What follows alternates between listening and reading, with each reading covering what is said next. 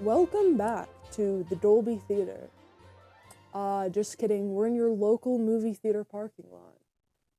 Gotcha again, we are at home. Not in your local movie theater parking lot. I'm Mara. And I'm Gio. And we are fresh out the film. Indeed.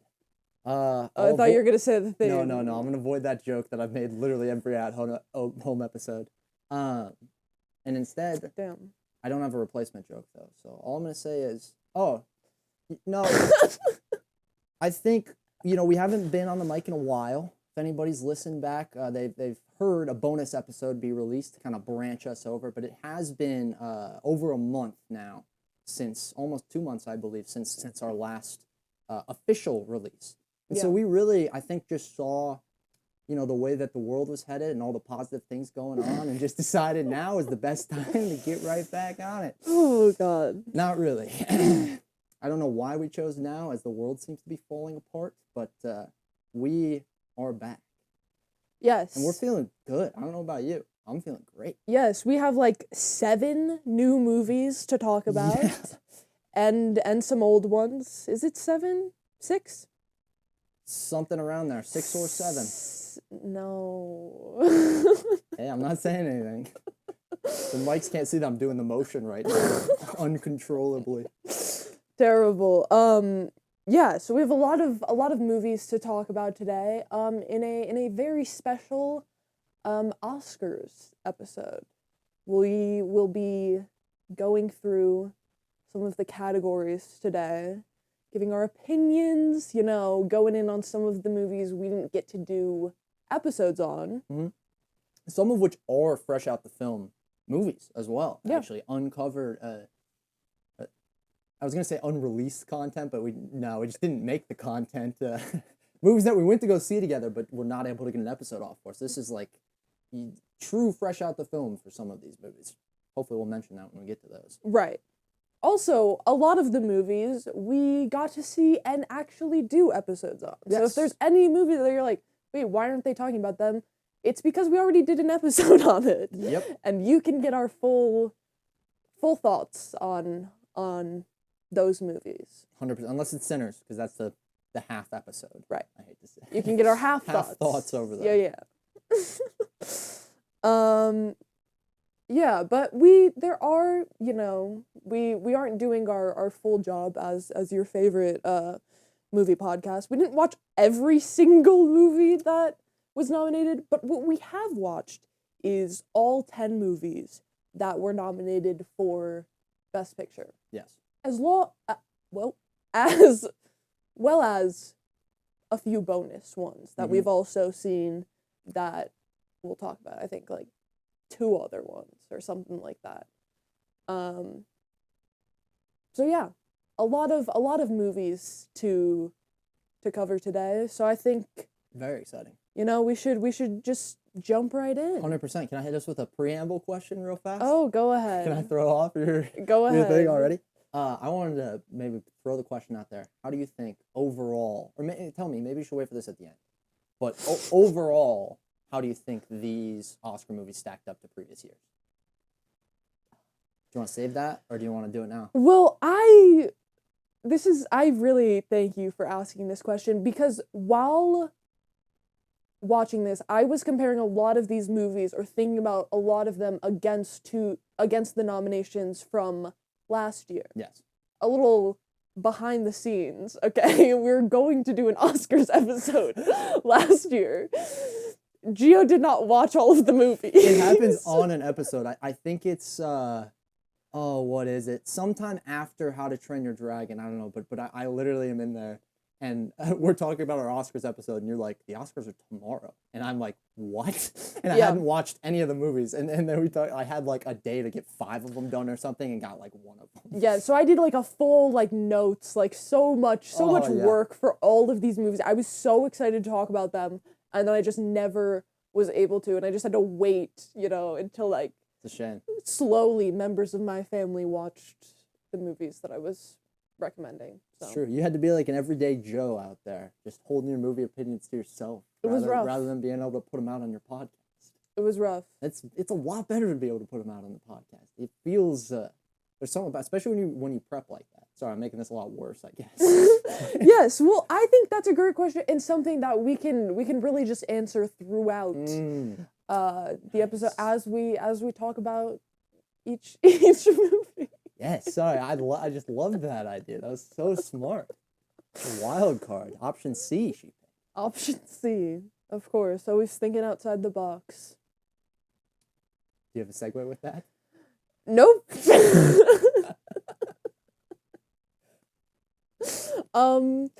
Time to jump into our first category. See, I did it good the first time, and then you did, yeah. No. You had a question, and I purposely killed an opportunity of the segue right there. Anyways. Yep. What's our first category though?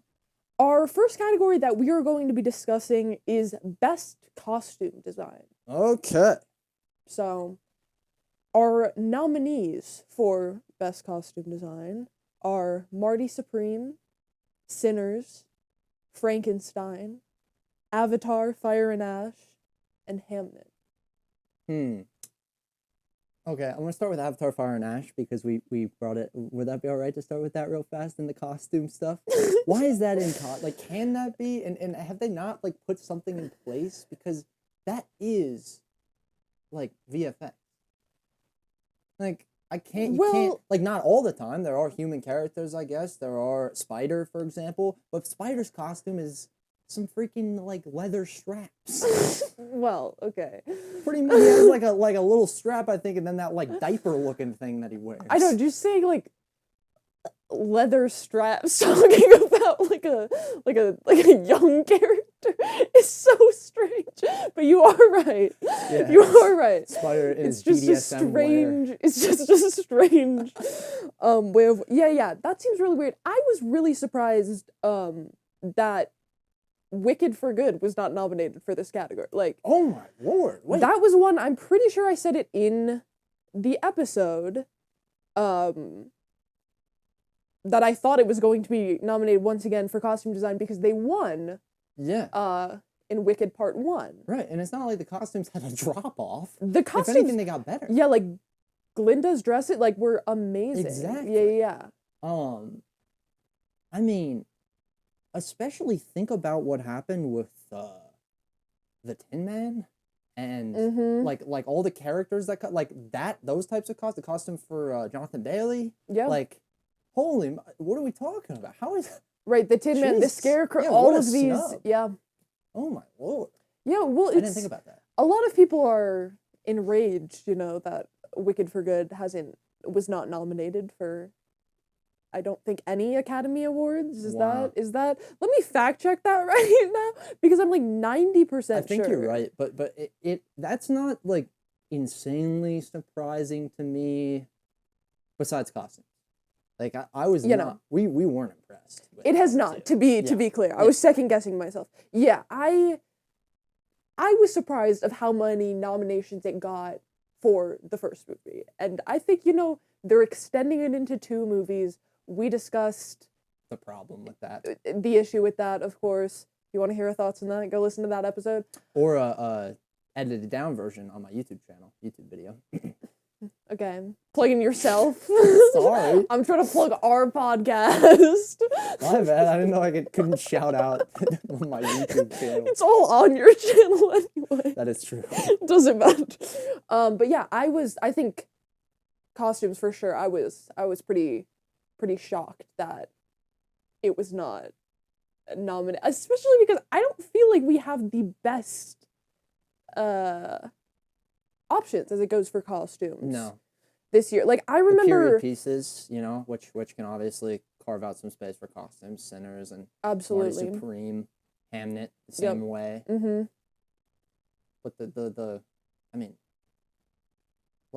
extravagance of costumes, right? It's not present in those movies whatsoever.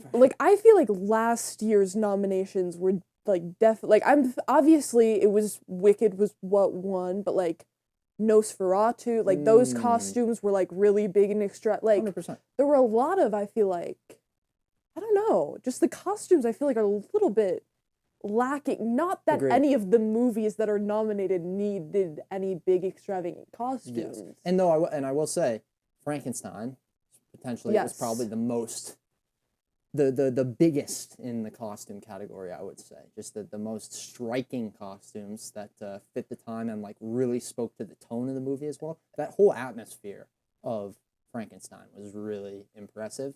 Yeah. As much as I didn't want to watch it. Yeah, no, absolutely. Well, I think obviously all of the Frankenstein stuff in itself, but I think I have it right here. Mia Goth's character, Yes. Elizabeth, all of her like dresses and costumes were so beautiful and 100%. like gorgeous. That was something that I noticed and was loving during the movie. That's probably the only one on this list where the costumes really stuck out. Yeah, I think Sinners would be my other potential winner there besides Frankenstein, just because they have the whole, you know, I said it was a period piece, but they have the whole horror side to it, where those costumes start getting very bloody at points. Totally. You know? So I guess, and maybe some of that fits into more special effects category, but the kind of evolution of those costumes in Sinners is impressive, if you ask me. Though I will trying to talk through it, even not as impressive as Frankenstein.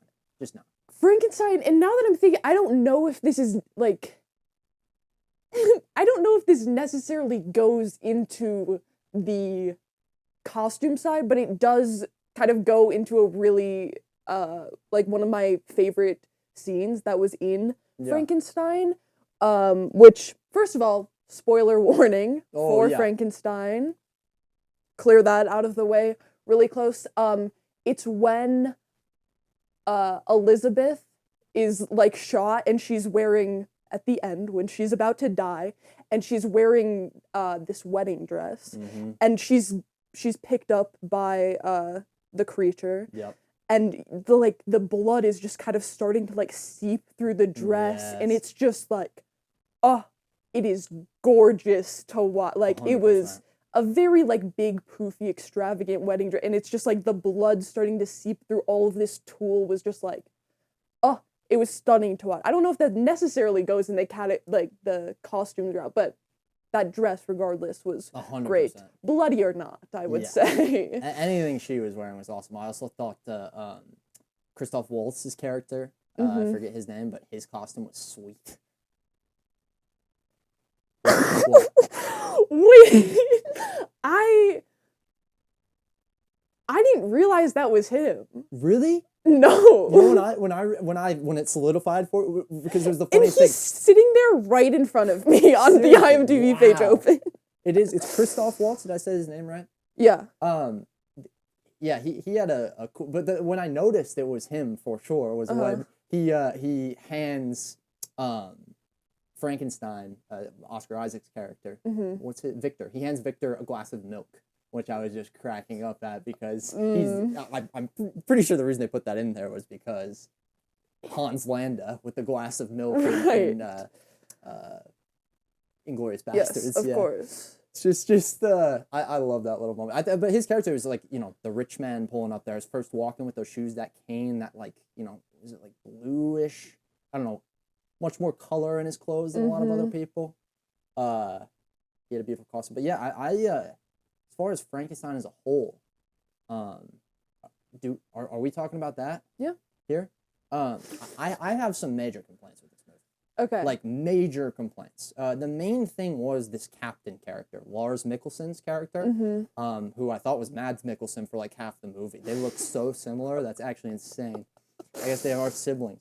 But I just couldn't believe that he didn't have a mutiny happen in that movie. Like, they set it up from the minute that movie starts, where they're trying to get the ship out of the ice. And he's like, no, we're going to continue to go north to all of his men. And the men are pissed. They already literally, which probably took a lot, they got the first mate to go up to him and say, hey, you know, the men are probably want to go home and all that. And then he proceeds to hear, all the crew hears that if they give Victor back to the creature will leave. And Lars is just like, nope, we're not going to do it. And the crew's just like, chill. They just sit out there for the entire time instead of ever rising up. It's like, no, dude, they are cold, hungry. They don't know when this is going to end. They're not going to sit there and let fucking story time go on in captain's quarters for days. This is a joke. I was genuinely like, no. Wait, one little thing to that is that they don't know at this point where the creature is. No, they know. No, well, he goes into the ice. Like, they don't, at that point, they're like, Victor comes out and is like, give them to me. After he comes back, there's a break in Victor's story where somebody knocks on the door and they literally, like, Frankenstein in that time, yeah, you're saying. They know that now they know that, because he has the dialogue that says, give me Victor. And so all they have to do, and he literally asks him to give him Victor. The first mate asks him. And Lars Mikkelsen's just like, nope. And then that's when, the next time we flash back, Frankenstein pulls up. Okay, I'm sorry, I misunderstood. I thought you were saying from the start that wouldn't make sense. Okay, But sorry, at the very start was the first push for mutiny, I think, which is, hey, you guys see all this ice up here? Which is like, where are you going to go north? The ship is pointing into more ice than you're breaking here. Like, this is going to be... So I just couldn't believe that there wasn't a mutiny. And my biggest problem was it was so reliant for the entire story. Because the whole story is them telling the stories. And by the time Frankenstein gets in and is like, let me tell my story, I was pulling my fucking hair out. Because I'm just like, are you serious right now? Oh, damn. I could not... Because if you want the creature to sit down and storytell, you better do it in a way that makes fucking sense. So at least, like, at the end, when they walk out of the captain's room, have all the crew be dead. Or something, like, to make it so that he gets in there and he has nothing to lose in it. But no, he was literally just sitting in there for however many hours, and apparently none of the crew decided to go check on Captain, check on Victor, whatever's happening. They all just sat around, twiddled their fucking thumbs in the cold, not knowing what's going on. It's insane that you have to fully take yourself out of this movie to just, like, it's fantasy, it's like fairy tale type thing. They want to tell through like this, okay. But I couldn't do it. Couldn't do it. Oh, that's so... I was totally on the other... where I was completely removed from... like, any of the background that got them to, like, the storytelling, because in my mind, I'm like, okay, fuck this is given, like, you know, like, not my type of movie, whatever, and it's like, ooh, now we're telling a story, I agree, that's, in my mind, I was just waiting for that, and I wasn't invested whatsoever about, like, what the crew was doing, like, any of that, at any level. But now here, like, you're completely, I agree completely. No, your mind's not supposed to be there, totally. Like, I can see how it still works for so many other people. Like, but I couldn't take my mind out of there for whatever reason, I guess. I also had the whole thing where Del Toro, and there were multiple Netflix movies that decided to do this, but I don't think that movies that have a limited release should even be considered for Oscars nominations, like, genuinely. I think that should be, because it would be so crucial for the movie industry moving forward if we put that type of parameter in. So the fact that Netflix, and Guillermo del Toro especially, one of the, the directors that needs to pass the torch, deciding to do a limited release with Netflix is just a fucking waste. It makes me so mad. Like, because there's just going to be so many more people following his footsteps. And Train Dreams was the exact same thing. Netflix release limited. And Train Dreams I have more complaints about, because if you remember the aspect ratio of that movie, the fact that that's a fucking Netflix release is nutty. Yeah, that's something, like that's the fact that is a Netflix, like, we'll get to talking about that movie, but, like, I absolutely loved that movie. So knowing...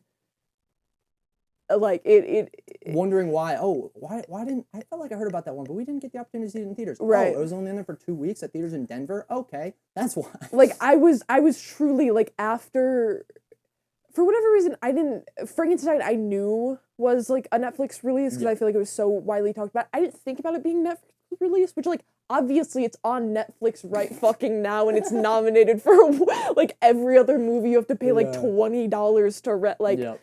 Obviously, dumbass. But, like, I looked it up after, and I was like, that's why I didn't see it in theaters. And the entire time I'm watching, I'm like, I get to see this in Me too. theaters. It's literally a movie that you can only see in theaters. I was freaking out. I got it on the biggest screen possible in my house. Had to go to my 70-inch TV. Yeah. To be, sorry, we're not there yet, though. Yeah, we're not there. We're not there yet. We're still on the Frankenstein. But, okay, I completely agree with all that. Let's let's try to remove from that for a second as much as we possibly can to talk about, I guess, more of the content of inside of the story that was told, because I think your problem is completely valid. But I don't know, I did really enjoy this movie, I will say. I think there are a lot of just like, I mean, first of all, it just made me like so fucking sad. Yeah. And I was just literally like in tears crying through like all of it, like for whatever reason. Like in my mind, I didn't think of like the Frankenstein story being so like awful and inhumane and like terrible, because I just like don't. Where did you think they were gonna go with this one? Well, no. Once you saw the Jacob Elordi casting, you're like, yeah, they're just gonna. No, what I'm trying to say is that like I don't know much about Frankenstein. Like we've seen like the one old one, so I was like, I didn't go into it with that mindset, because I just was like, oh, Frankenstein. It's like, you know what I mean? Like I'm thinking about it in that old like creature feature. Yeah. In that way, and I knew they were gonna do something different with it, but it was just like, I thought like a lot of it was just like so well done. Something that did throw me off though, and I don't know what this is, or if you in some way will be able to place what this voice is, but like what's his name, Oscar Isaac, his voice in this movie reminded me of something, and I do not know who it was. Like someone very specific. Really? Yeah.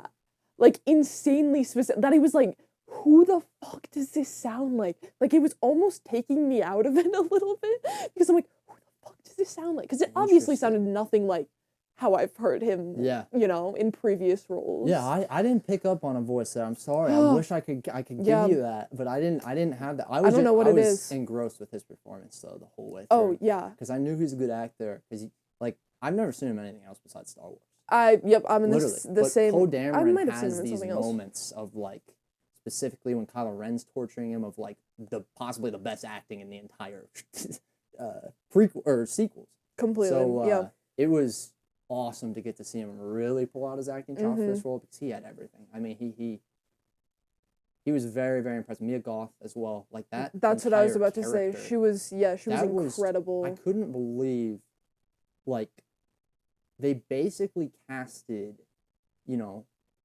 a woman who kind of fits the, I think, spooky vibe of this, right? But she brings this like purity and femininity that's just like complete. It's like cuts through everything else in that movie. Yeah. It's you can't take your eyes off her. She was unbelievable, and especially because she becomes the surrogate as we start to become more aligned with. As we become less aligned with Victor, she becomes our surrogate, helping, you know, going down and talking to Frankenstein, seeing him as human and stuff, as I believe, at least I at that point already was. Right. You know, so that was. Yeah. She was legit. No, for me, like, seeing her, like, I think we were both aligned that we obviously already saw, like a lot of the human side. So I'm just like, I'm waiting for like a character like that to come in and bring like some balance, like, you know what I mean, to like calm the energy. I'm like, we know there's someone there that is a little bit like sane and like okay, and not a complete like psychopath. Right. You know what I mean? So it was just like, I feel like she was a character I'm like waiting for, and then it was just. I really enjoyed her performance. She was great. For sure. I wanted more, but not because like the movie didn't give me enough. I wanted more just because she was that good. Like I just wanted that, because I was just thinking like, God, because I felt her death a lot, but I didn't feel it on the level that I felt some of these other films. I hate to compare, but that was like the emotion there. Yeah. And I was just thinking back to like, could they have given her more story, like more moments connecting with the creature, like I could, but it was really just like I just wanted to see her on screen more. Right. I agree. I think she had the perfect amount of perfect storyline. Like any more or any less 100%. Wouldn't have worked. But I'm in the same way of just like, I wanted to see more of her because she was so good. Not anything to do with like the story whatsoever. They did a really good job with the whole. I was curious because they didn't hit on nearly enough father-son themes the whole movie, to where I was like they were really keeping us in Victor's shoes, I guess, not looking at this as creator and createe or whatever. Yeah. You know, and so like to be able to get there by the end, it makes sense. You Creator understand and what I'm creature, I think, would be the createe. It's French. You never heard that before? But to be able to land all the way back on, you know, their acceptance of each other with those specific roles, creator and createe, that was really impressive. And I still can't quite figure out how they did it, because I felt like it wasn't layered through, and I knew it was going there, but then when they came together, I still felt it in the moment. It felt right. Yeah, I agree, because looking back on it, that is something that I typically don't like in where it's like, no, I don't agree with this isn't the side we should go, but it felt so satisfying while I was watching 100%. It, and I didn't feel any of those feelings. And natural. I guess it was just because they did such a good job flipping us from being aligned with Victor to aligned with the creature, that meeting in the middle and the end feels well to us at that point, when we understand both of them as much as we possibly can. I guess so, yeah. Who knows? Yeah. Who's to say? I could keep going on Frankenstein. We're gonna have to watch it. I could keep going on all of these. yeah.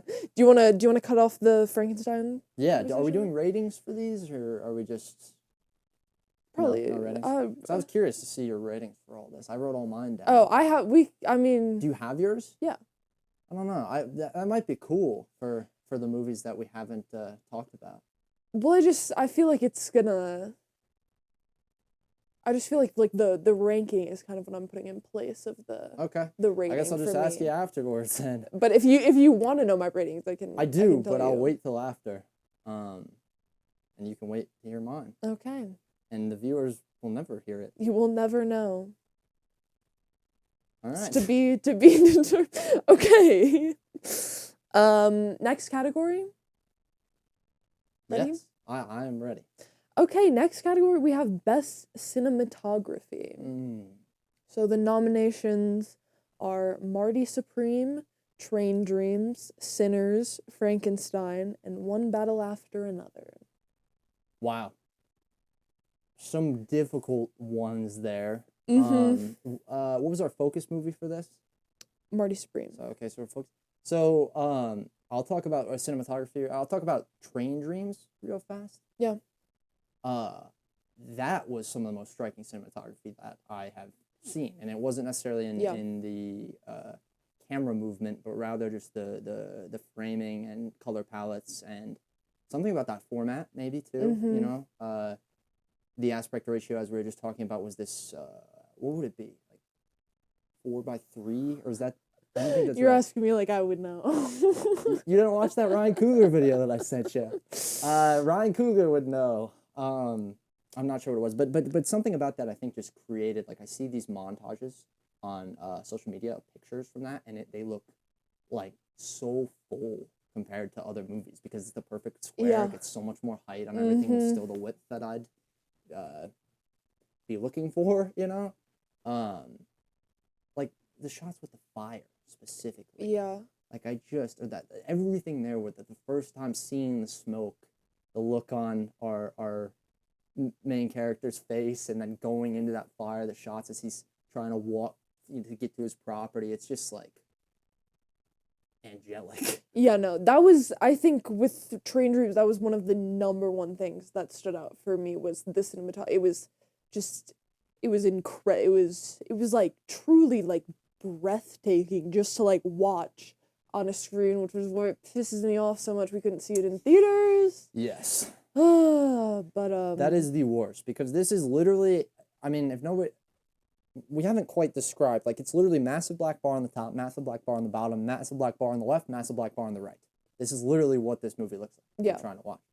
So it's like, no joke, shrunken down to your TV, whatever. You're just gonna be annoyed unless you're on the big screen where it felt big enough, I would think, or maybe I'd even want it bigger. Yeah, who knows? That was just a joke to be. I mean, yeah, I don't know. Hopefully, I just can't believe they made that decision, then also went with the Netflix release. Like, that's just, or the limited. Just so interesting. Yeah, it's just So here's the more It's really interesting thing upsetting. to me, because I don't know about you. So the aspect ratio is 3:2 technically. I think Okay. 4:2 is where the top and bottom would be gone, or 4:3, sorry, is where the top and bottom would be gone. But now, would you say that this movie was shot on film or not? Yes.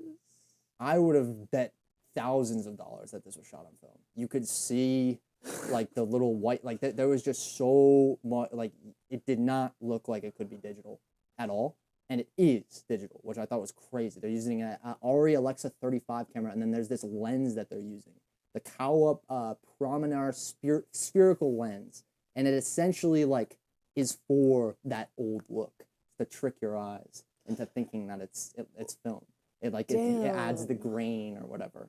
It's cool. There was basically a specialized lens to make it look like that, and I thought it gave it this old timey kind of grime to every single frame that was just, it fit the times perfectly, you know. Yeah, totally. You're right there. I'm sorry, my foot is asleep. Oh, you said that would happen. I knew it would. Yeah. I'm so sorry to throw it off with that. I'm just moving around a lot. Yeah, no, that's very cool, very interesting. What a fun fact. I'm sorry, when my foot falls asleep, it just like started hurt, like it felt numb. That's my bad. I wondered what was going on over there. I'm glad I got to you eventually. You know, I think this cinematography category is going to be an interesting one because I could see many of these. Marty Supreme, also Sinners, like Sinners. Like, God, I Sinners. I don't know. Like what would you go with? I mean, I would say I would probably be in between Sinners and Train, or maybe Marty Supreme. Like, Me too. It's those three. they're all close, but they're all just like pretty different. Like, you know what I mean? Yeah. Like, yeah. Well, I mean, I guess. I think Sinners maybe has a nice, like, Marty Supreme. I'm a lot more focused on the movement of the camera, Right. specifically with the sports stuff that they do. Where, like I said, Train Dreams is much more, it is much less camera movement. I think Sinners is almost a combination of two of those, though. The thing with Sinners that pushes it to my number one spot for cinematography is simply the one shot during the Sammy's song in that. So he starts singing. There's this one shot that goes around. Spoilers for Sinners. There's a one shot that goes around that essentially goes through all the times of African American music, and then zooms out of the building, which started not burnt down, to a fully burnt down building, and crescendos until right as it passes over the heads, and you can see the top of the vampires' heads. There's this beat drop that comes, or this, it's like a guitar sound or so. I don't know what it is. Bwong. It's like that shot right there, where it's just the camera starts doing godlike stuff, where you don't understand how it's moving like this. It's lined up with the music. It's got this artistic aspect to it that shouldn't really fit in context of what your movie is, but does. Like, that just pushes me to say that was the best shot of the year, and I knew it when I saw it immediately. It's got to be the best cinematography of that entire movie. You talk about and just, like, you know, the color grading in that movie too. Yeah. You know, I think I'd probably agree with that. With Sinners. Yeah. Because I think you're right with all of what you said, of course, but what you said just in the beginning of, like, Sinners is almost a like, combination about what's great about the cinematography in Marty Supreme and what's great about the cinematography in Train, because one of them is very focused on how, like, the camera moves, and one of it is, like, more the simplicity of it. Yeah. I guess. I don't know if that makes sense, but, like, framing with static shots. Yeah. There's got to be a better word for it, but it's just a ton of static shots, and they just know how to frame it right. They a lot of it is like following the 30 or the 60-30-10 color rule, like things like that, where it's just like the perfect frame. I don't know how, there's a word for it that I'm not using. Yeah. Yeah, but Sinners is just able to do, like, both, like, pretty much perfectly. Like, Yes. The combination of what I like about both of those in Sinners. So, yeah, I think that would be my pick too. But Yeah. you know, this is a time where we should talk about Marty Supreme. Right. Though. Yes. So we shouldn't have gone so hard on Sinners quite yet, but oh well. Here we go. A quick possible spoiler warning for Marty Supreme. Yes. So skip a few minutes forward if you don't want to hear that. Yeah, I had very high expectations for Marty Supreme going in, and my expectations were not met for a whole bunch of reasons. I felt like the characters were very, very unlikable at points in that movie, which is kind of the point. Right. But it's hard to cheer for your main character that by the end was knowingly abandoning his kid, or what he thinks was his kid. Right. I think ping pong is really, really hard to do what they wanted to do in that movie, to have that be the sport that, is that Marty's betting his life on, essentially. Like, because we have to become engrossed in that. We have to get to the point where we think ping pong is as important as Marty does. And I didn't get to that point. And it felt not stupid, but just when you're watching a person compete, that's something that you've watched your grandma play. It's difficult. You know, that's. Yeah, no, I would say that was kind of my biggest problem with it, is like that the big like ending scene where he's in the and I'm sorry to any, professional ping pong players out there that are definitely listening to this. It just felt a little bit like silly.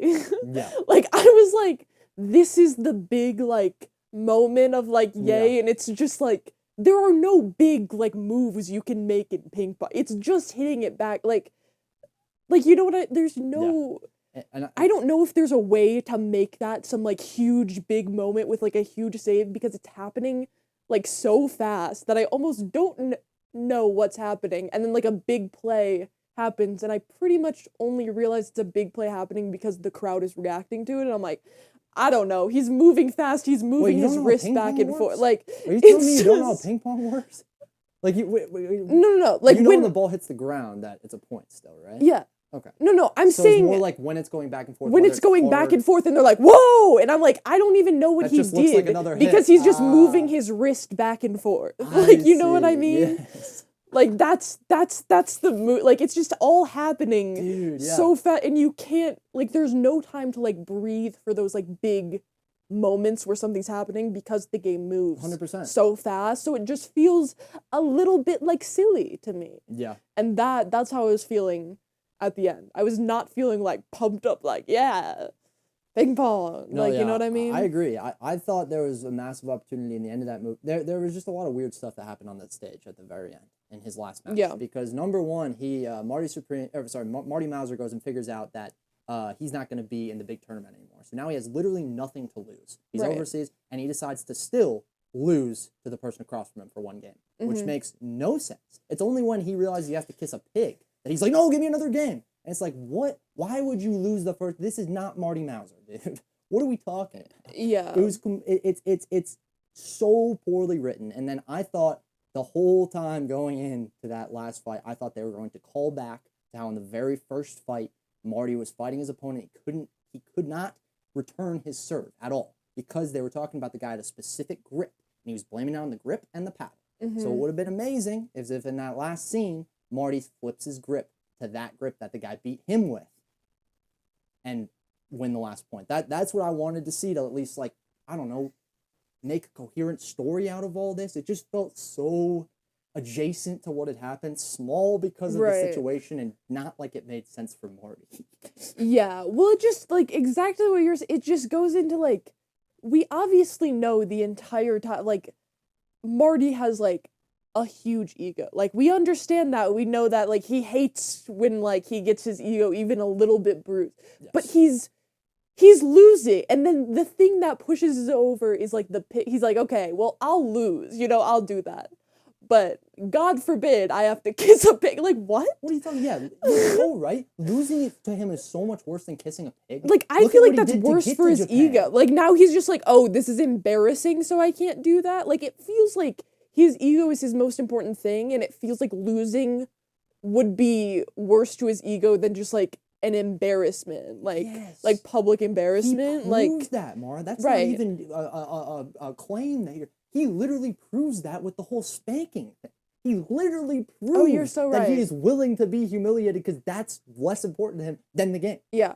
You're You're right. Oh my God! I you just totally made it forgot about worse. that. You Yeah, made yeah. the movie worse. You're right. That is so insane how they didn't. And I don't want to act because I did not hate this movie. The movie really spoke to me a lot, specifically with a lot of Marty's dialogue.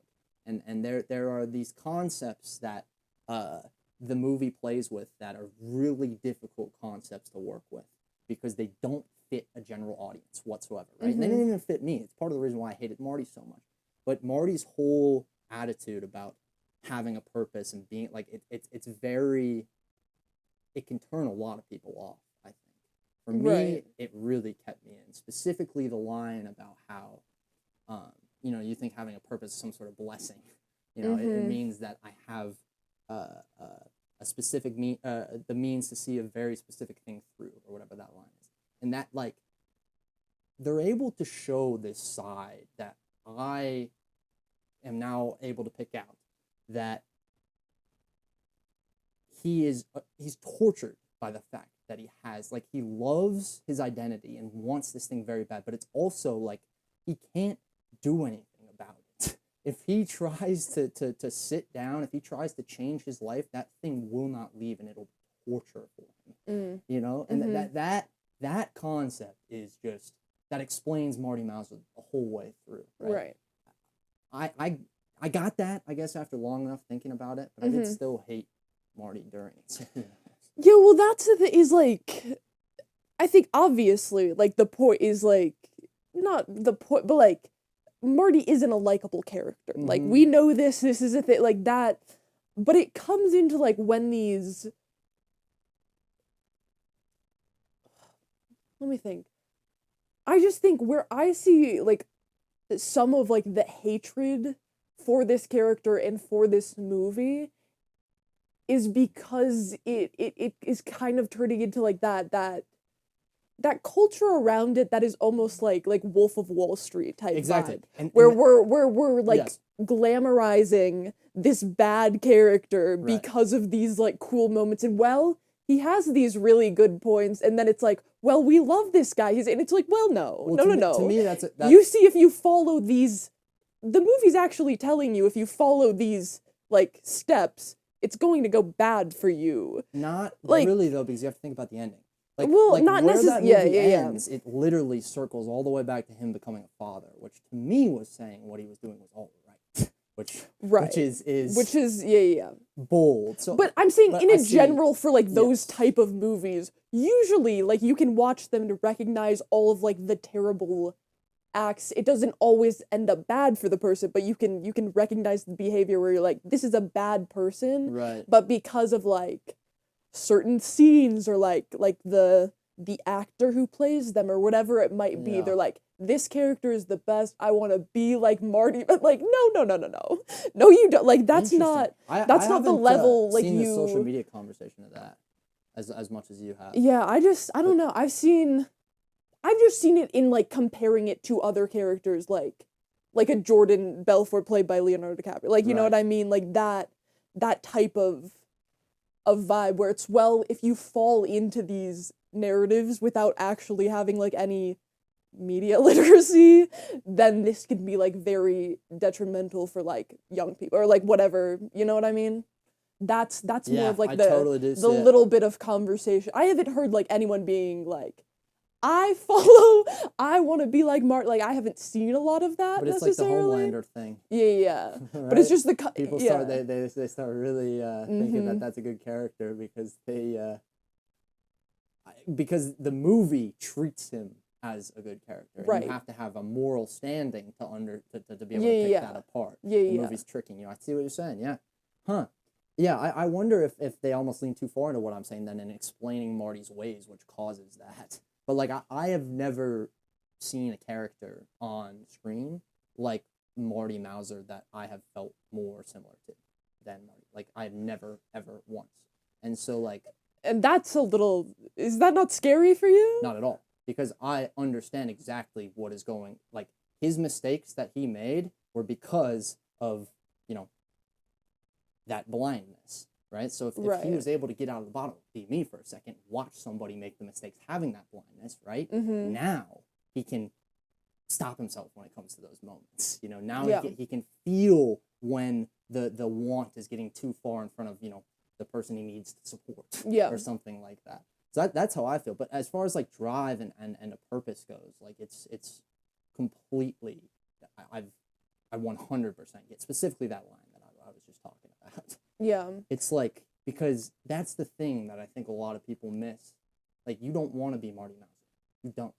You are Marty Mouser.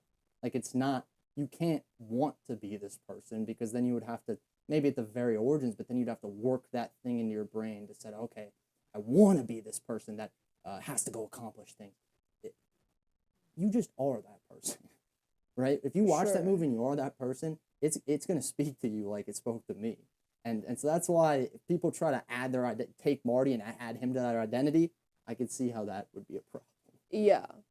Yeah, I don't think I could really relate to the character as you could. I think I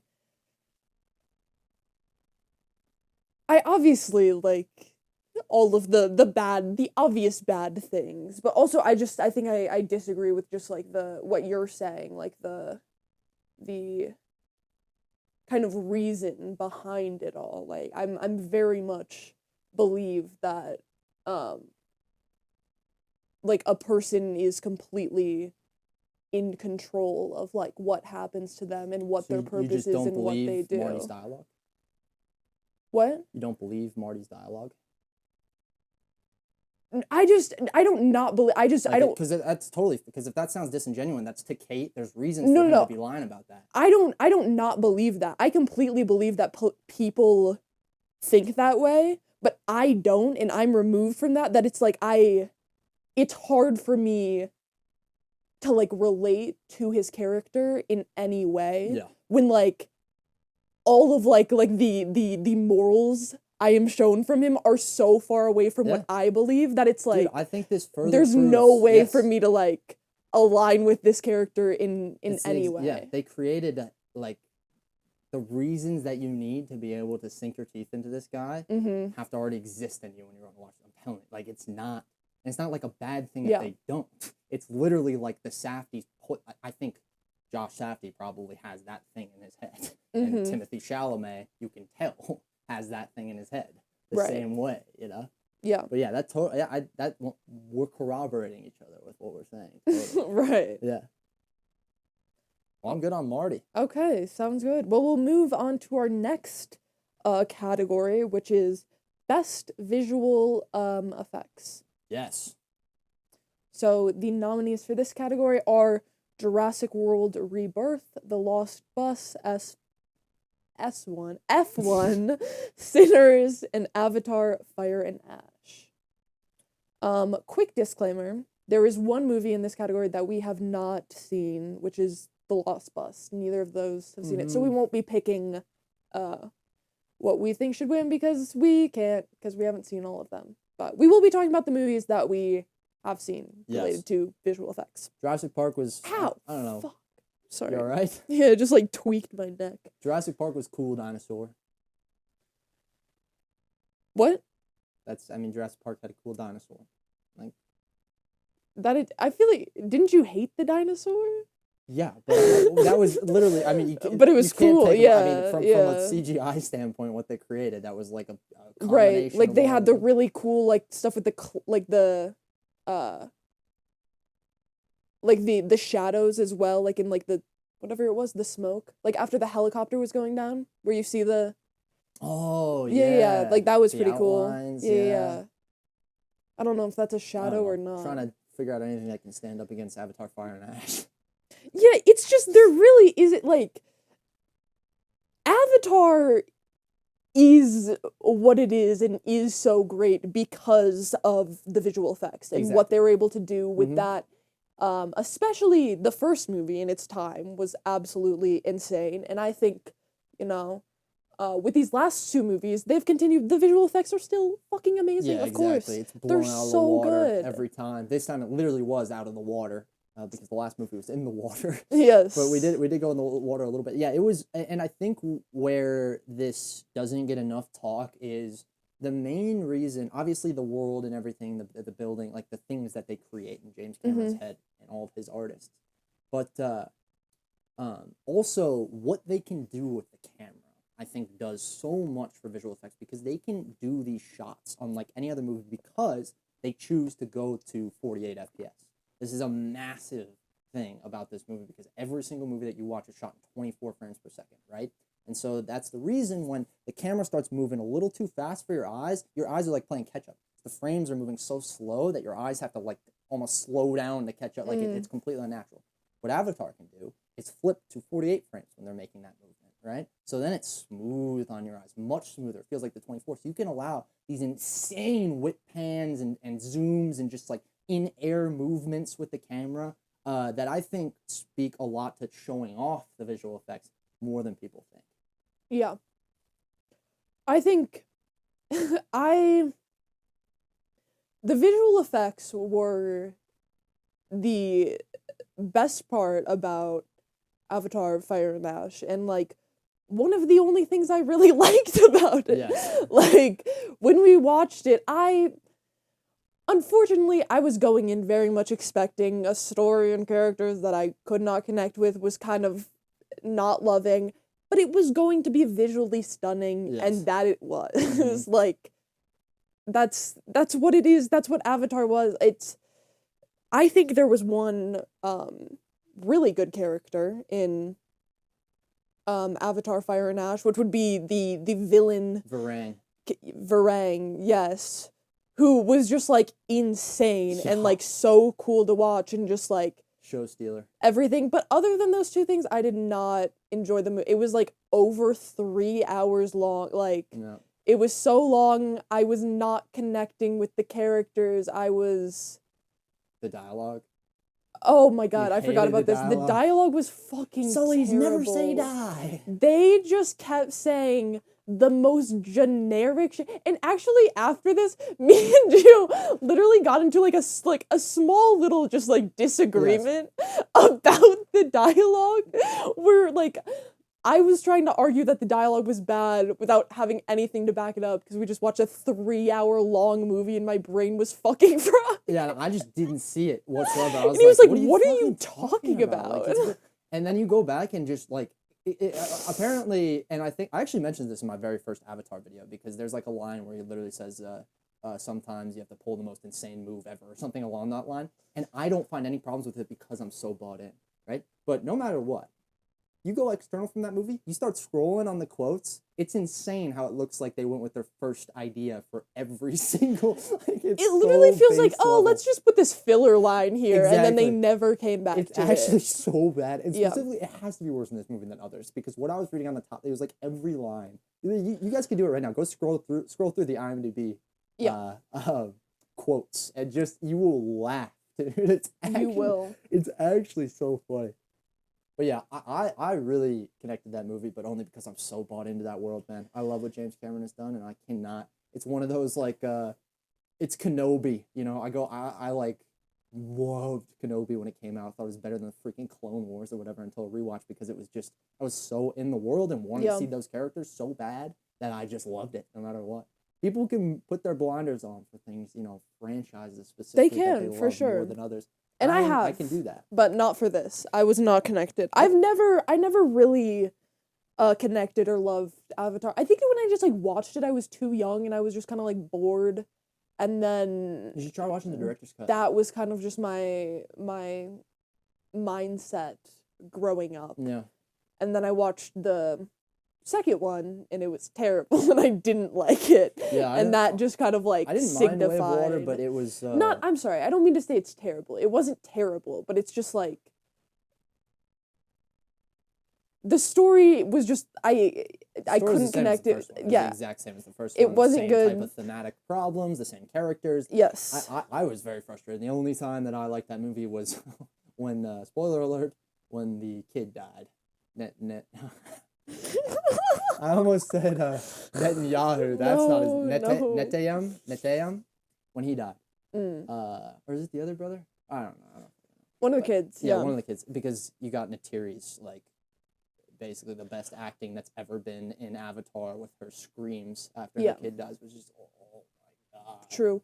But also, let's mention that like to understand Avatar Fire and Ash and what the fuck is going on in the story, you need to watch the other movie like right before, or you will be so lost, because I did not remember what happened. And I'm like, well, I'll be fine. And then there were so many things that Gio explained to me afterwards and was like, yeah, well, that happened in the, I'm like, oh, that's exactly why that was going on. I just had to completely ignore why they were doing this or what this plot point was because I didn't watch the movie right before. Yeah, that's, I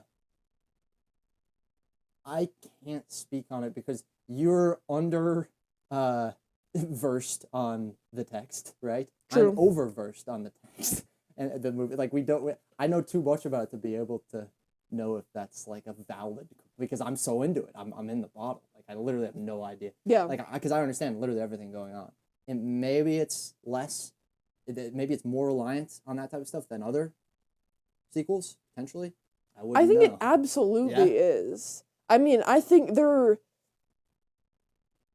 typically a sequel has some type, like, and I'm totally fine with sequels, like, not having, like stupid, like, throwaway, remember when this remember, like, it's fine to just roll in, but especially when, like, this movie, like, it's so long after the first one, and it's just no information whatsoever to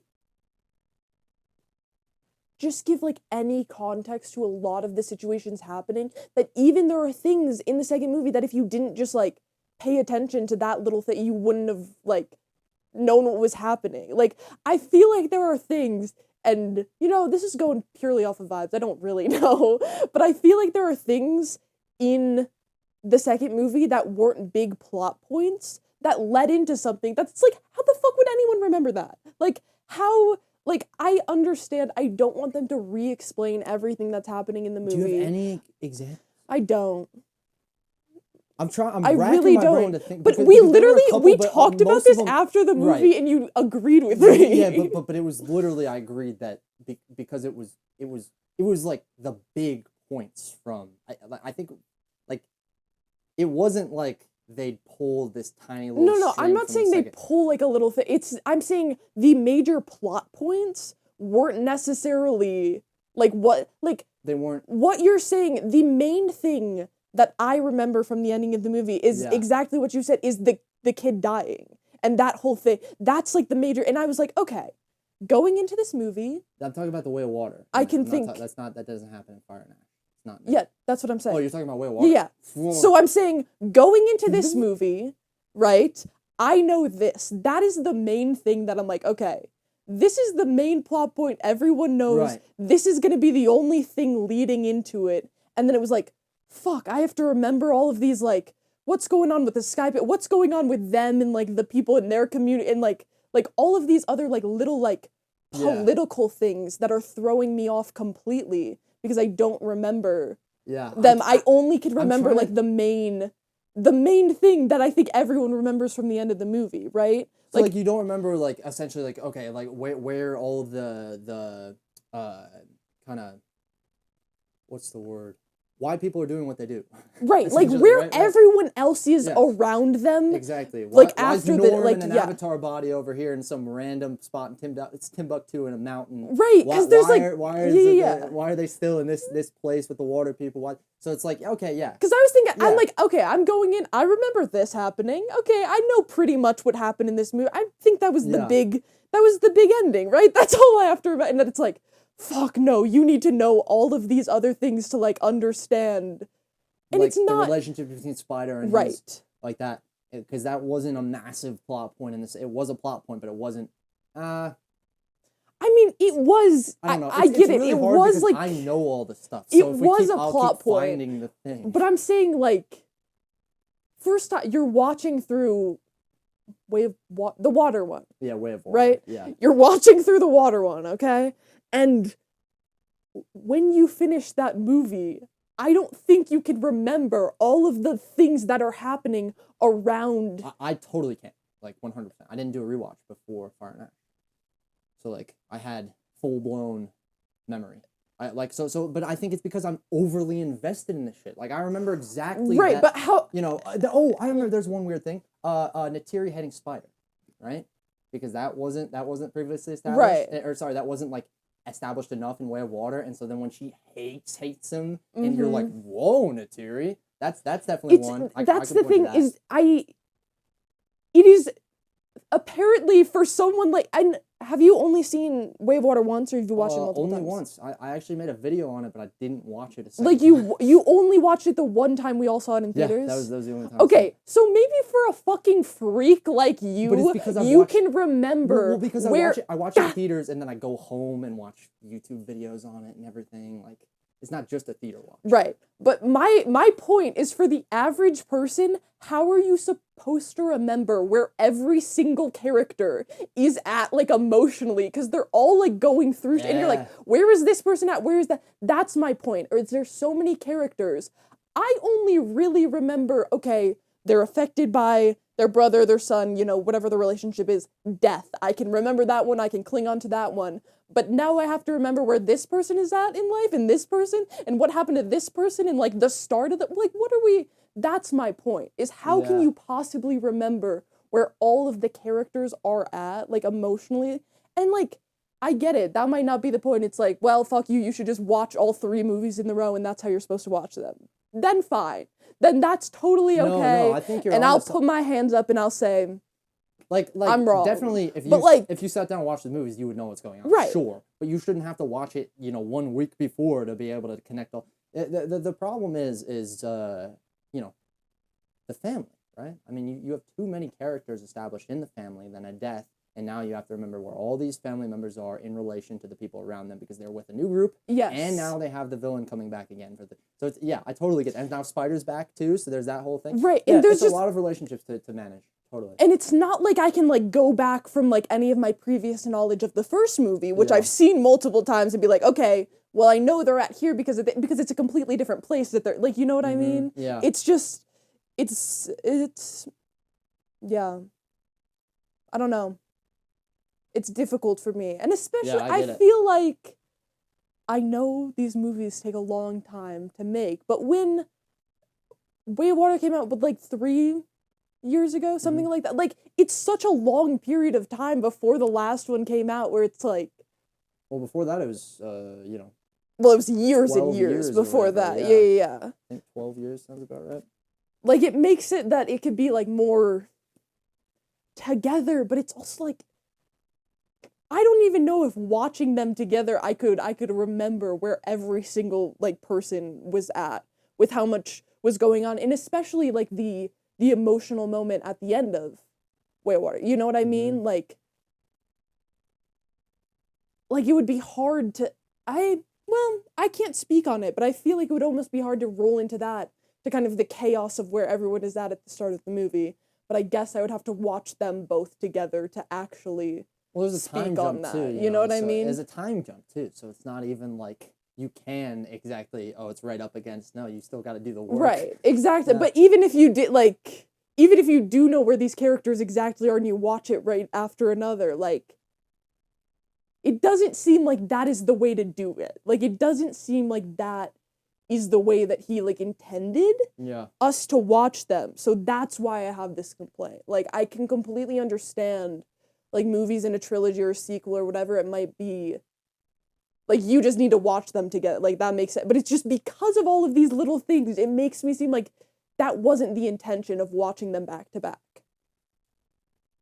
Yeah. Yeah, like I said all the way at the beginning of this, I can't, like, you're totally right from your perspective. As far as a general audience goes, I can't speak for them because I'm so far on the other side of that perspective. The fucking Lord knows. Yeah. But I will say that, if you think about those 3 movies, there is a thing where people can say, oh, this is the blank movie, and this is the water movie, and this is the fire movie. How many trilogies are really like that, where it's that big of a difference? And so he's kind of already fucking that up from the very But origin. it's just elements. Well, no, because normally you take your existing, force, and then you build within those. Like if we go and meet the rebels in Star Wars, right? We're not gonna go bounce around to different rebel groups. We're gonna build up that rebel group, right? We go and meet the Metakaina in the first movie, and instead of building them, we go to a different group. Right? Same thing happens in the next movie. Now, instead of staying here with the water, we're going to go to a different group. Or at least we're going to follow a different group for this movie with the camera. Like, it's so, I mean, from the very origin, it feels like they are kind of disconnected. So just thinking that, I think you might be onto something there. But that's the thing is, like, if they could all be disconnected and you're truly leaving and going to different ones, but then you're still following the same family and you still need to know all of these things about these different characters. Yeah, I'm saying you're right. Like, that's... Yeah, no, that's what I'm expanding on that and saying, like, I would almost like it more if, like, each story was, like, completely on its own. Yeah, you know what I like mean? following different families. Yeah, like we went to a completely different thing for this story about these different types of people. Major time jumps. We go to we have grown up Sully's kid who's at, I'd be down for that. Now we fully established the new thing. There's because instead of still having to follow these characters through these very long movies, like, you know what I mean? You could have, okay, I can watch this movie and I can watch this movie. And these movies do kind of have, like, some little connections here and there, but you could watch them as standalone and you don't have to know a lot of prior information to, like maybe I like fire more than I like water, so I want to watch the fire movie and not the water movie. That'd be cool if you could, because they're not... like, almost just go all the way over the other freaking side of the fence. Right, that's what I'm saying. If you're gonna go that, just go completely that way. I wouldn't mind that. I mean, I like the story as it exists now, but as far as, James Cameron's whole thing about this world is world building. I guess it's probably just marketability is why it's good, because it seems like you would be able to build the world more by following different characters, Right. So, yeah, I feel like we talked about the movie for way too long. One point I did not want to talk about Avatar for that long. Well, hopefully you got anything all else to say? No, I'm good. Okay, we'll move on to our next category then, which is Best Adapted Screenplay. Our nominations are Bugonia, Train Dreams, Frankenstein, Hamnet, and One Battle After Another. I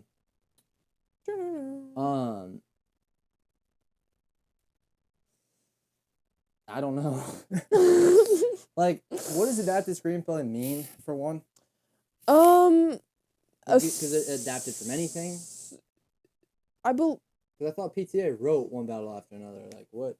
How's that adapted? It's from a book, isn't it? Oh, yeah, shit. I mean, technically the French 97 were... Did we not put that in the episode that we... Well, no, it's not based off... The story's not based off a book. The French 97 were, I believe, either in a book or it was a real organization. But, like, the whole movie, I guess it must be. Yeah, but I didn't... I guess I just didn't realize that.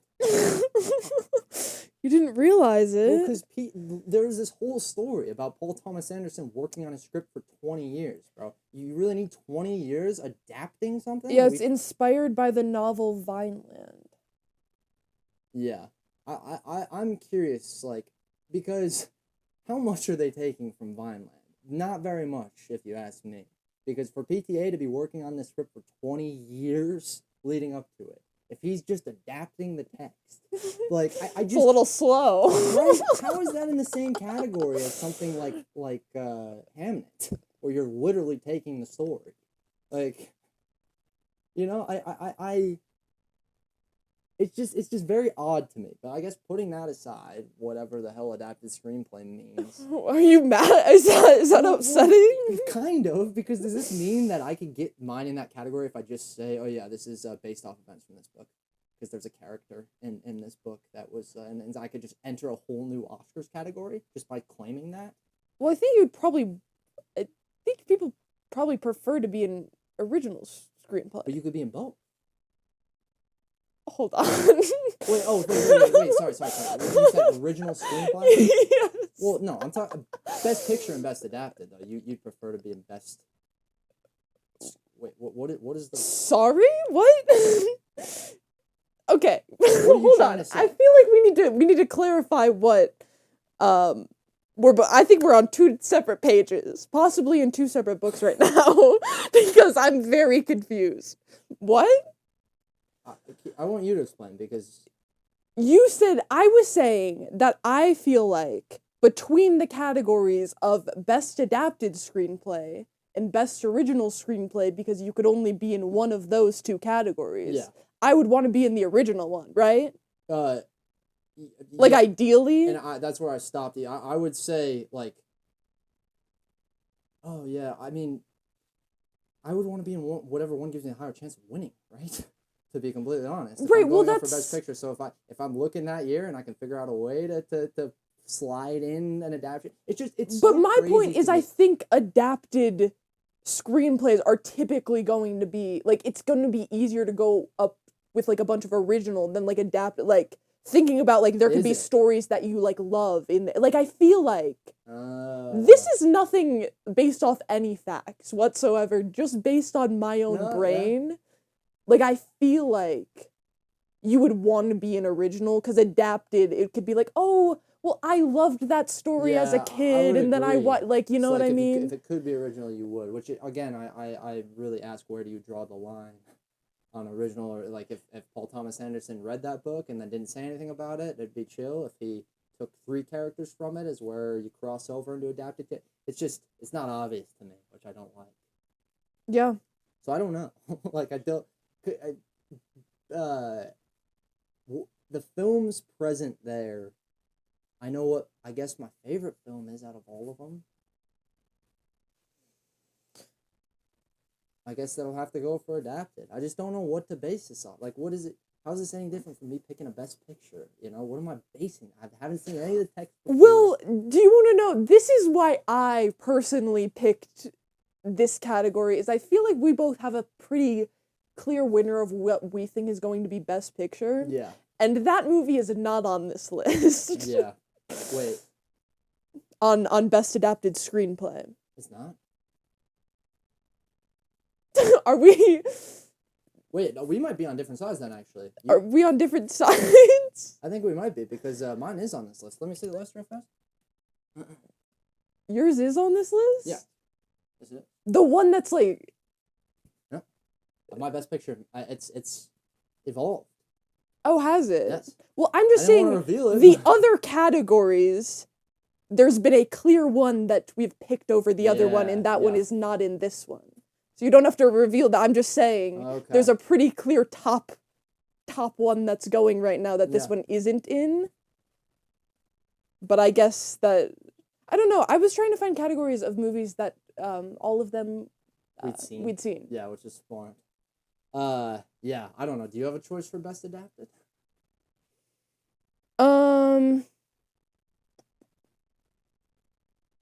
I mean, I would probably be in between like Train Dreams and Bugonia. Yeah. Would probably be my top 2 on that. Yeah. I would yeah, agree with the top 2 there. Okay, great. Well, this will be a great time to talk about I just don't know Train Dreams then. God, yeah. Sorry, I don't know how to rate. I've never thought about best adapted screenplay, literally. I guess until, like, the mechanics of how I'm ranking them until this conversation. And now I'm realizing, like, I don't know how I rank them. Based on what? Who knows? Okay. Isn't that a little odd? Like, have you never thought about that? Like, you don't... Because, like, what are you supposed to... For that category, you're supposed to go and kind of read the text that it was adapted from to be able to know that this one is the best adapted? Or is it just the best ranked? You know, like, movie-wise? I think it's mostly just the best ranked, but... So then why is it not just another best picture category? Well, because they separate the original Adapted, versus the adapted. Okay, yeah. It makes sense. I just don't know how to rank them. Okay, we don't have to do this one. We can move on. No. I'm fine sitting there with Bugonia and Train Dreams at the top. But it's Train Dreams you want to talk about? Yeah. Yeah, that's again, don't know if what it's adapted from, but as far as the movie itself, Mhm. completely blew me away. Yeah. I agree. It was just, for me, I became that character. I somehow don't even remember my own name, I guess. Joseph? Is that his name? No. Brendan? What was his freaking name? I've got to know before I start this because I'm literally about to say how much he brought me in. But that main character, played by Robert. I thought they did an unbelievable job with his unspoken depth. They basically built this entire character by having him just be quiet. And you would just sit and watch as he would go about his life. And you saw his highs and his lows and how very often he was quite in the middle on everything. You know, you had a little bit of the narration to help explain what was happening. But like by the end of that movie, I literally became Robert. There was a shot where the camera has Robert and Claire, that redhead that he meets, in two shot, and it gradually moves forward to cut out Robert out of the frame and just center on Claire. And the way I just started crying because I just felt in that moment that I'd gone into Robert's head without saying anything. I was seeing my wife, I was seeing my daughter, I was seeing the opportunity for new life for me, you know, a person who wants to kind of understand the hermit in the wood. Like this, it was unbelievable when that shot happened. I like felt it to the fullest, and you know, by the time that end, what? No,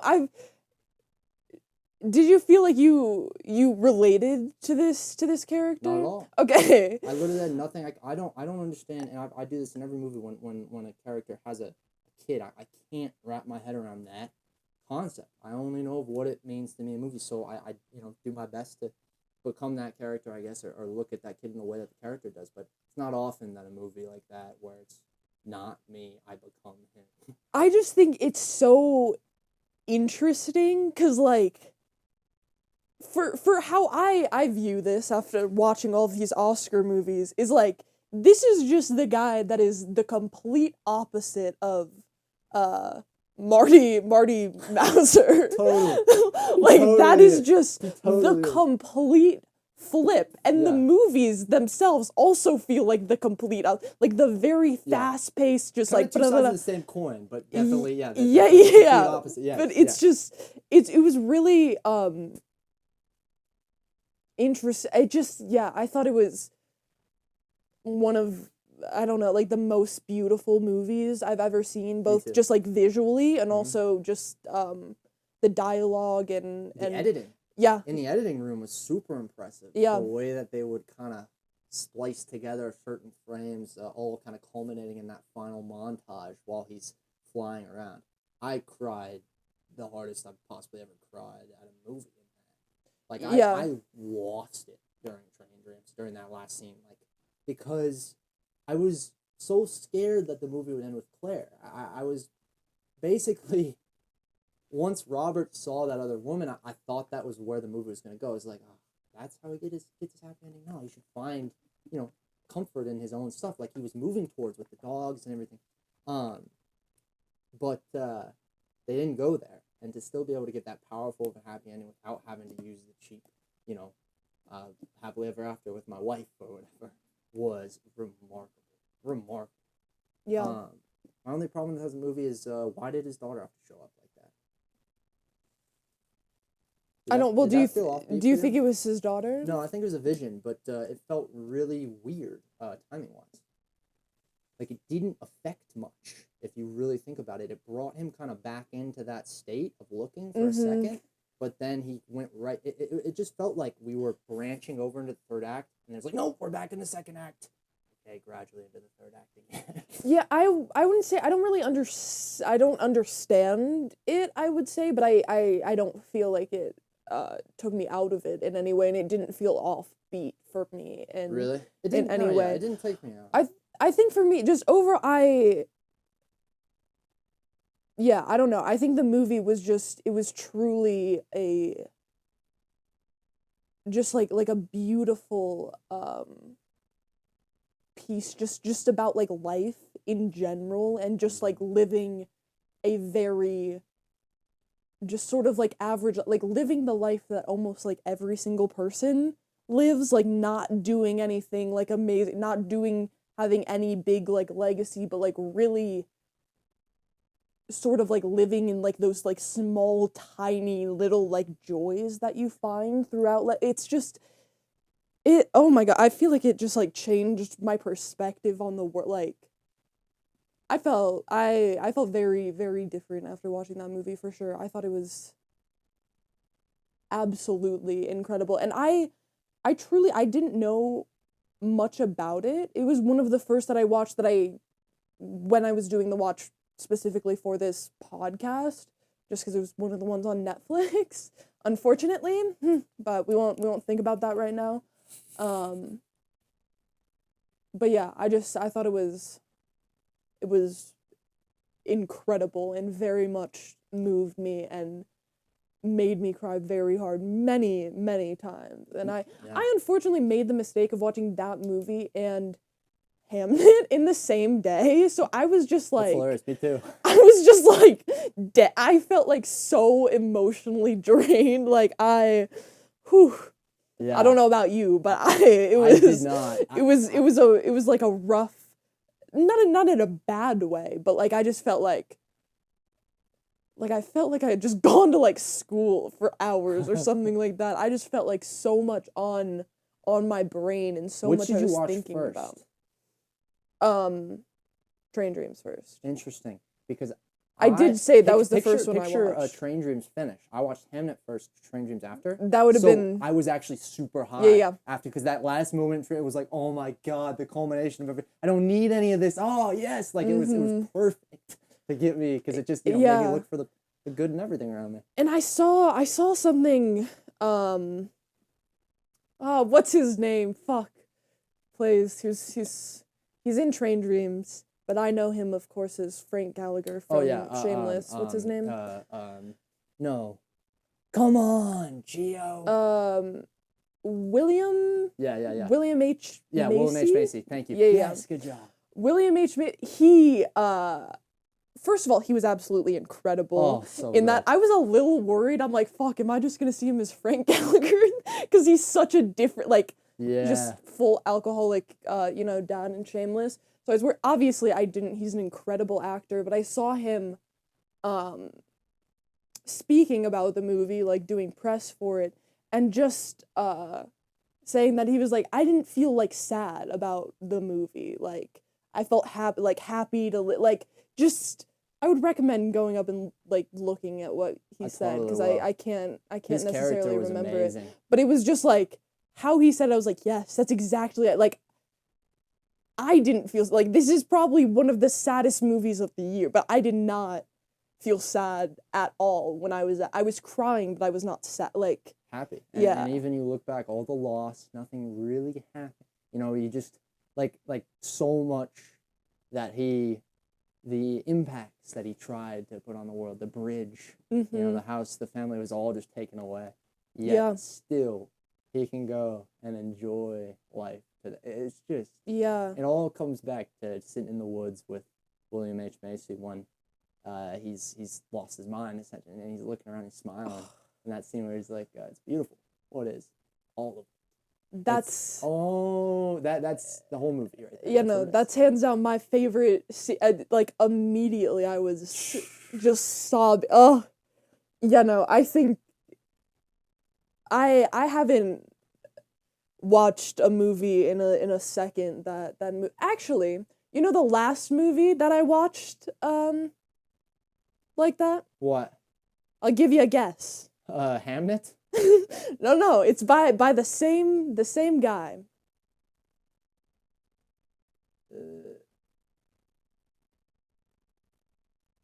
I don't know who directs it. Oh, you're not gonna know. Sing Sing.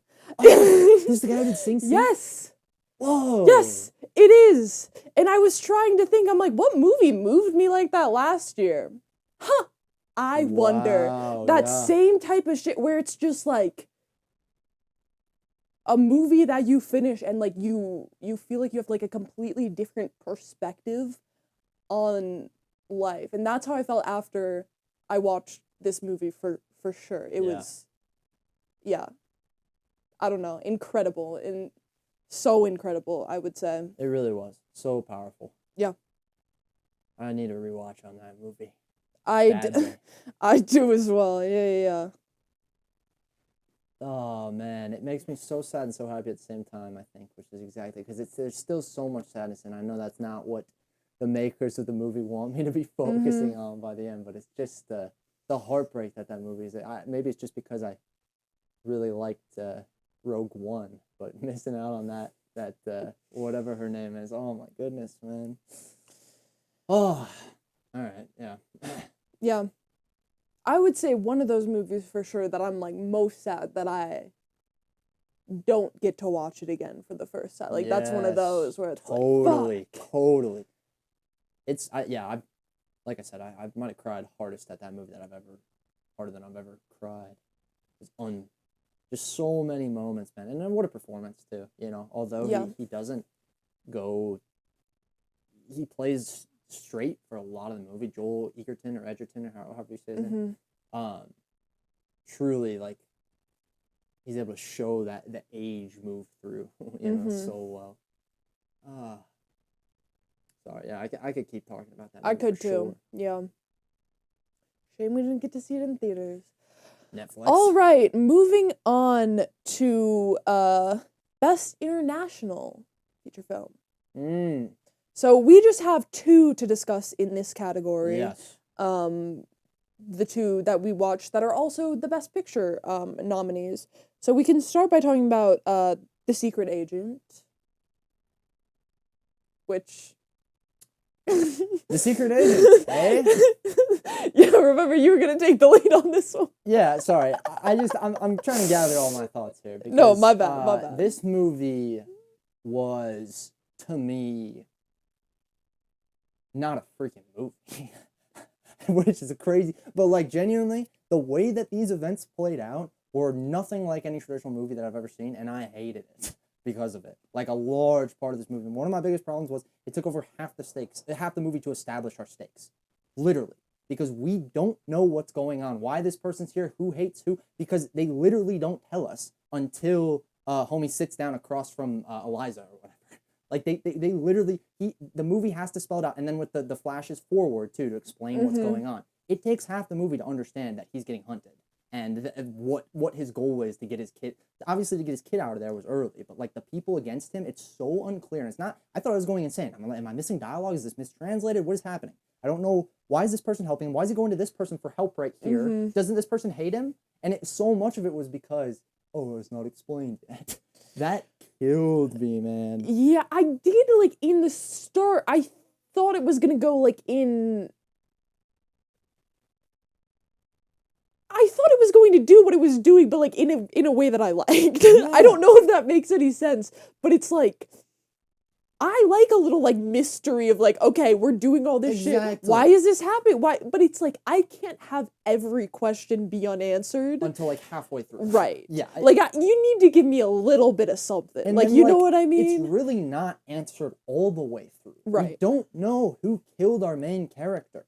And people apparently love this. This is a new thing. Where movies don't have to, and maybe on a rewatch I'd go in and see exactly who killed it, but I'm guessing they balanced it out so people could have their interpretations. But, like, people just want this whole movie to be interpretations, which is so crazy to me. And that's where I'll come back on is our main character dying on a newspaper quip after the whole movie, actually not the whole movie, after half the movie, right, has just started building tension because we just now know he's being hunted and by who. To have us cut to the future and then just show him dead in a newspaper clip for me was absolute. We were talking. This is what I was going to mention before. Like, that was just the worst death I have ever seen. It took all the I knew it as soon as you started talking. Yeah. And it's like, literally, I could sit down and talk to the writers and they'd be like, well, yeah, that's the whole point of it. And I'm like, yeah, well, your point fucking sucks. They would find a different point. It's like, why do you waste half of our time, finally get the tension, and then bring it all the way? Literally, I was so mad in that last scene. I'm trying to listen to Fernando, feel some emotion here, but because I'm literally still questioning about what happened to his dad, I'm not there with Fernando at the very end. That's so fair. We didn't do a spoiler warning Oh, fuck. I'll have spoilers at the top for all the Oscar stuff, Okay. so we're fine. Just in our description, I'll clear us on that. But yeah, it was just because I liked the chaos of what it was at first, and I liked me going, okay, maybe this is, and then trying to piece stuff together, and then literally as I'm piecing stuff together, we're cutting to people in the future that are doing exactly what I'm doing. I'm like, oh my god! But the way it played out was just horrible. Yeah, I'm on the same boat where I really liked the I guess the concept around it, and I thought I was going to be really into it, but it's just the way it ended up playing out. It didn't work for me whatsoever. I have so many questions. You know, it could, of course, add into that both me and Gio only speak one language, yes, English, and that, you know, completely our bad. That, like, fuck, like, we can't make complaints about movies because we don't speak the language they have in the movie. But also, we have talked multiple times about how reading subtitles does take away because you can't see everything happening on screen. Yes, it does. So I will give a little bit of grace for that, but also with what other people are saying, I'm seeing a lot of the same people on the same page that we are, like when I was looking through reviews and stuff like that. Like, I didn't feel like I was necessarily like the story just moved past. Yeah. You just move past, and you're kind of left behind the entire time, trying to play catch up, and then it ends. Yeah, and you're not caught up. Totally. I honestly thought the very opening scene of that movie was perfect. I thought and I thought we were gonna stay there for way longer than we did. Mm-hmm. We had so much happen in scene one that was very important for the movie. Or maybe I guess I can't quite connect all the freaking dots, but literally he pulls up to this gas station and we get the secret agent, right? So we think he's a secret agent coming in. We get a dead person on the ground, right, which is an immediate enigma of what's happening, and then we get these corrupt police coming up. And at that moment I'm like, okay, so you're gonna build your world from the gas station, these different people, because there's the next family that came by and then saw the dead body and went by, and I was like, so people keep stopping here, and we can use this area to kind of build up, a microcosm of what the city is around. Right. And then they just left the gas station. Yeah. Never come back to the dead guy except in a flashback that I can't really, or in a dream that I can't really understand. I guess it's hinting that he killed that guy, but Oh yeah. and it's the worst thing because you go and look it up. It's like, all right, what happened? Everybody's got the same fucking question. Yeah, right, exactly. I just, that was so poor for me. Especially because they didn't even hit, action. Really? There was 2 scenes. It was kind of Tarantino style action almost, where you wait until one scene, you go really over the top on the act. What was with the guy's face falling off on the shot? And it's like, we haven't seen a gunshot this whole movie, and this is how we're going to play this right now? There's just so much there. Yeah, I would agree. It wasn't for me personally. Yeah. I typically I can be on the boat where I like a lot of, loose ends and things not tied up and things being up for interpretation. Yes. But when it's so much that's up for interpretation, it's come on, I need some concrete thing so I can I don't know, latch on in any way and understand what's going on. Yeah. I guess. All we were able to figure out is pretty much what the movie explicitly told us in dialogue. Mm-hmm. Because that was the way it was set up. Is when they would have breakthroughs, we'd cut to the future, and then we'd have them explain, kind of. Yeah. Everything else is supposed to be your own work. But the problem is, there is no answer. Because as you research this, the person who made it, it's based, he's literally the people that they're flashing forward to, essentially, this director or writer. Right. He's literally piecing together the story that happened in Brazil at that time. So he doesn't have all the information. Mm-hmm. So it's not even, and it's partly fiction and stuff too. So it's yeah. If you saw Iron Lung or any talk about that, the Markiplier movie, same complaint there, where it's the whole movie is laid out and you have so many questions, and it's just you guys go figure it out. I don't understand how this is a new thing. Yeah, it's an ending left up to interpretation was always it was at least a binary. Is the top spinning or is the top not spinning? Right? It's not okay, why is this character doing this? Or how did he die? which was this person a good person or a bad person? Like, that's not the Right. interpretations that are normally Like, left. it's usually there is some plot point there, and then it's left up for interpretation. Yes, exactly. Like, it's like there is The interpretation something isn't the that plot point, yes. happens, and then it's left. Like, it's yes, exactly what you're You saying. just The hit it. interpretation is You not the plot. Yeah, 100% yeah. just hit it. Nail on the head. Yes. That's pretty much all I need for Secret. I was so unimpressed with that movie. All right, let's talk about sentimental value next. Sentimental value. Which I did really enjoy this movie. I, for whatever reason, didn't know it was a foreign film. Oh, really? Yeah. Cast, probably. Stellan Skarsgård, Yeah, probably. I think it's like they're the only. And there was some two English people in I've it seen. too, actually. So you weren't entirely wrong. There were English on English conversations that happened. There were. Plenty of times, actually. Quite multiple. Yeah. I had no idea, but I did really enjoy this. I just feel like where I watched it within my watch through Oh, of these boy. movies was just in a place where it's like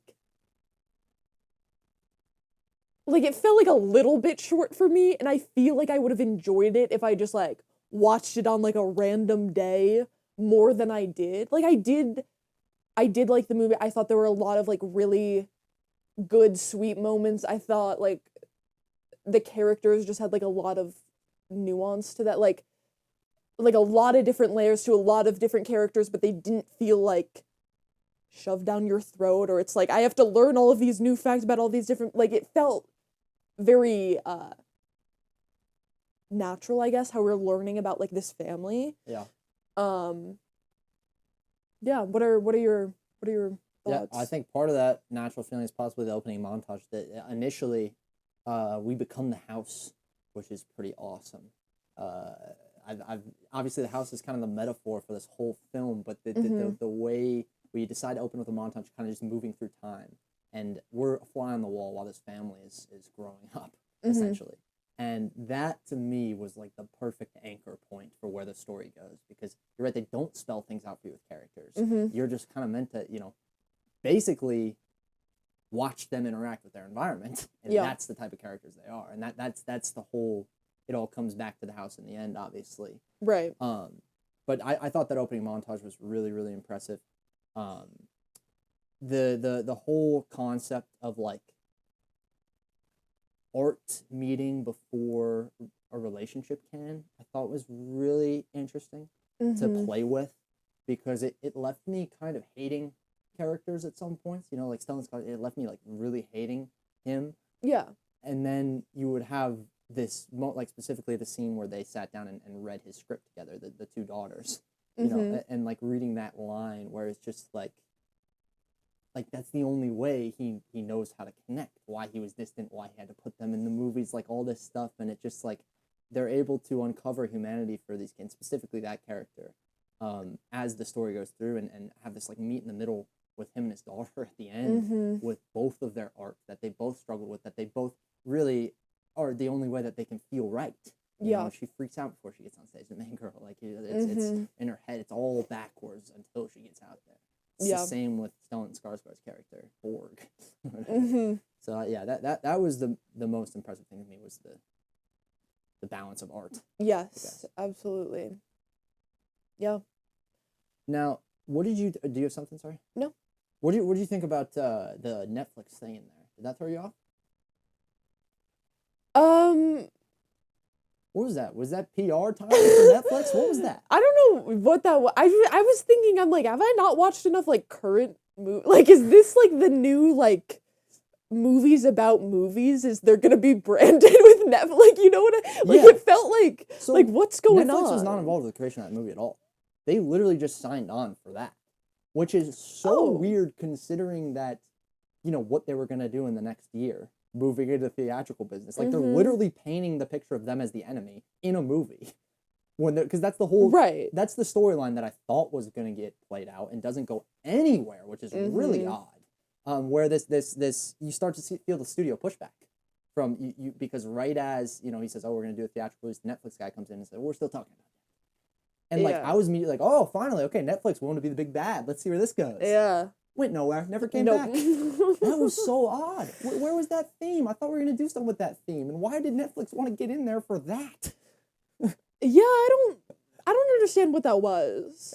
It took me out of the movie. Like genuinely. Like, is Netflix just like the new like version of like a big studio that you would see just like as like the classic like in the back, like, you know what I mean? Like the villain studio. right. Right? They're like the Ferrari of freaking yeah, the car race. you're like, right. What? Why would they want to be that? Especially knowing, because if they were in talks for what they're about to try and purchase the next year, which didn't work out, obviously Paramount's got it, which is beneficial slightly. I don't know. I can't quite figure it out yet. But it's a really weird move from them. I don't understand. But that was a big problem. Is I think that story was a huge part of Borg's character. With that taken away, there were so many scenes that just felt kind of wasted between like him and his DP, his old director of like where I was just like, what are we doing here if not trying to get back to the theme of, you know, the studio cracking down? Like I thought he was going to try to go get his friend, and then he wanted to bring him on, and he's old. Now the studio doesn't let him, and so now he has to fight with. But yeah, I guess they just threw that in there. Yeah, I don't know. I kind of did forget about that until you said that. That is rather strange. It was an odd pivot, but a very powerful movie. I think, you know, being able to describe the way that movie was going to end, you know, like, I don't know if you felt that, but when he started talking through Elle Fanning through how that last shot, how the final shot's going to go, I was immediately like, that's where we're going. Yes. That's where we're going. Yeah. But I loved it. Was so much better than doing it, because I initially thought it was going to be, they were going to do that exact play out, and then the girl in real life was going to take her life. That's what I thought was going to happen. But then to go flash forward to the blue screens outside, that was flawless, because it just like, you're able to get that call back to the finality, but it's a different moment, and a different relationship, in a different place. Like, it's so good. Yeah. And out of the house too, not filming in the actual house. Right. Probably a very big part of that is like, now they're moving out of what their relationship was within that environment. Yeah. No, I think it was definitely a very powerful movie, and it was very well done. Totally. I wanted just, I guess, more in the movie industry maybe too, with just this. Maybe that was the reason I wanted that whole theme thread through much better, because I wanted to see an old director trying to do his thing, right? With the newfangled, but we just didn't do that. Yeah, it's a shame. Well, anything else on I'm good on sentimental value. Cool. Now, we can move to Best Original Score. Best Original Score. Which the nominations are Bugonia, Sinners, Frankenstein, Hamnet, and One Battle After Another. One Battle After Another, I think it's funny, because if you've seen those memes on Instagram, you've called out all the social media stuff so far, so I'm going to put one out there. Have you ever seen where it's just Paul Thomas Anderson, whenever anything crazy happens in the One Battle After Another, and it's just them going on a keyboard, because that's literally what it sounds like, just a guy going insane on the keys, right, with something like that. It's good. Yeah. That to me was not anything that stood out like crazy. Honestly, like, I thought the score in Marty Supreme was better than that, personally. But like the synthy build-ups and everything, like that was. But that's not even in the nomination. Right, that's not even there. Yeah, I mean, I feel like there's an obvious winner here that comes above any other in Best Original, and that's like obviously Sinners. Yeah. Like, I don't think none of the other scores stood out to me like that one did, for sure. Like, and it also just goes into just like all of the music in that movie and how it was so connected with the story. I think it's like, it's impossible. Well, the thing is, we're doing score here, right? Yeah. Because I think it's really important to separate for Sinners the soundtrack and the score. Absolutely, yeah. For me, the soundtrack was 100% the best, but the score was decent. It wasn't like, I can't picture it. Like, it's not standing out to me now. And I've actually seen this movie twice. Oh, interesting. Which is weird. I guess I did not I connected the soundtrack for sure, but the score is just like non-existent in my mind. So I would not join you on that one. Where would you put it at? What were they again? I'm sorry. Bugonia, Frankenstein, Hamnet, One Battle After Another. I would probably go Frankenstein. Probably. That was the one where I noticed the music the most. You know, it fit the vibe really well. It had that the organ, you know, like the spooky organ thing put in there. That's probably where I would go. Yeah, I think I would for sure. What was the music like, Vincent? Like, what was the what was the instrument? What was the main instrument? What was the main I don't know. Can you name the main instrument in Frankenstein? I don't know instruments. Yeah, like that organ, like I'm talking about. Like a lot of the times, like in a movie like that, specifically, especially a period piece, they'll take one instrument and like ride that all the way through. Like, Game of Thrones is the French horn. Right. I can't think of the specific instrument that it was. I'm trying to wrap because I can't. I'm like not able to like hum the score in my mind right now, which is odd. Because I think I should be able to like. I don't know. That's why I have to not say that. Yeah, no, I think that's totally fair. I could say when I was watching The Sinners is the only one that the score stood out. I can't even think of any of the other ones, to be honest. Wow. That's well, like I can't remember them. Oh yeah, the same way. Interesting. Yeah. I like I just watched Frankenstein. I cannot tell you what like that was like. You can't picture the organ? Like, cause that was like a little like the like I wish I could do it, but you know like the fucking it's on a Haunted Mansion organ that they're playing like boom boom. No, I understand what you're saying. I cannot remember it in the score. Like it did not. That was not something that stood out to me for the music whatsoever. So I can't. You're the music gal, so I'm trusting you on this one. I should probably just go with Sinners because I'm never like I'm not as into music as you are, you know. So I'm probably just. I'm not as invested in them for whatever reason, so I'm not. But if I listen to them side by side, I think that'd be really interesting. Because I think it would probably be like a completely roll of the dice. Yeah. Probably. I don't. Yeah, I'm not sure. I do just because we don't have another place to talk about it, even though this is not even one that we've discussed that we think is the best. And I don't think I can remember the score for it. And I don't know if you can, but let's talk about Hamnet, shall we? Yes. Do you remember the score from it? I'm trying to think of it right now. No, not really. Like I said, I like. It was. I'm thinking like in the woods, like it was pretty like a whimsical vibe, you know, like in the start of the movie. So a little bit's coming back. Can't figure out the instrument. Can't place the instrument on my mind. I don't know. Can we talk about the other aspects? Yeah. Let's talk about the other. I was just trying to connect it to that, but you know, if we can't, that's all right. That's a very good segue. I thought that movie was the most impressive thing about that was how I was able to understand what the story of Hamnet was to our main characters without knowing the story of. I was able to understand what the story of Hamlet was to our main characters in Hamnet, right? Without knowing anything about Hamlet. Yeah. That was amazing. It was absolutely a testament to the casting. Just the places that they chose to have us watch the actual Hamlet play, you know. But I did not expect. I expected there to be, you know, go to Hamlet in the third act, and I fully disengage because it's like I don't know the script. Like this, there's no way that you're not gonna need to know the Hamlet text. And then I went in there, and probably it would be a more rich experience with knowing, but it was still so moving at the end. You know. Yeah, I thought it was like so incredibly done. Like there were so many scenes in that I just thought were just like. Again, it's just that thing where it was so simple, but just like so well done. Like I think one of my favorite scenes was just in the beginning where he's telling the story of Orpheus and Eurydice. It's just like something about that. Like there's nothing crazy about that scene. It's just him talking. Like there are no crazy camera. But it was just gorgeous. Like I almost got like I was getting tears in my eyes because it was just. I totally get you. It's something about like. I don't know what it was, but it was Just beautiful. fucking set the camera there and let the actors go. Yeah. That was what so many of those were super long takes. Yeah. And were just, I think that's part of what made it feel so real. The performances were unbelievable. That mom, for me, what's that actress's name?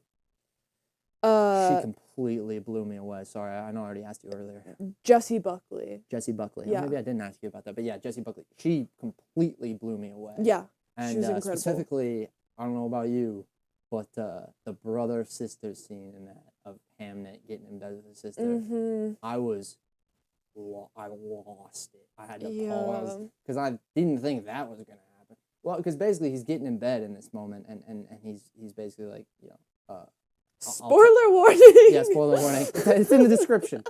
I'll trade places with you. He can't tell the difference between us. And the way they were shooting death too, where they would never show it, but they would shoot outside or right to the side of the window where you feel like something was watching them through the window. You could feel it behind the camera starting to move through death, what it is. And this Hamlet's trying to trade places with his sister. And I didn't watching that, I didn't think he could do it. So I'm just sitting there thinking about you being in that situation, and then the loss, like, because you want to take all that pain, like the same if you saw me, like the same way, like you want to grow, like but you can't do anything, and so almost it was a little happy, crazy enough to me, when Hamnet ended up being sick. I was like, I literally like did that, like my breath came back into my body because I was just like, got to do it, which was like all he wanted in that moment. And it's just, especially because they can't tell the difference between us, is a callback to something earlier in the movie. Like, oh man, that scene was just unbelievably powerful. Yeah, no, absolutely. I think also another scene that I really liked was right after he had oh shit, sorry. And right after he had died, there's just this scene where like the mom is just sitting on the bed and they're just kind of having this conversation. It's almost this argument. It's something about it. It's just like the energy is like so different from what we've seen. Like these sets, like how the bed is, it's just like this dark, it's really big, it's really blah. Like it felt very much like almost I was watching another movie, yet it fit like so perfectly in the feeling of just like grief. Like it was just, it was a tone shift, but in a way that like you almost didn't notice. Because like the characters at themselves, like they look almost the same, but it's just this kind of like dark feeling like around that. It was just like really like beautifully shot, like this just like wide shot of the bed. It was really beautiful. Just such a I would agree. well done movie. The kid Hamnet, but all the kids, but specifically Hamnet, was an unbelievable actor. That little kid, holy moly! Be on the lookout for him. Something I wrote down right after watching it was shows how art can be. I'm gonna word for word. Shows how art can be just as important for life as life is important for art.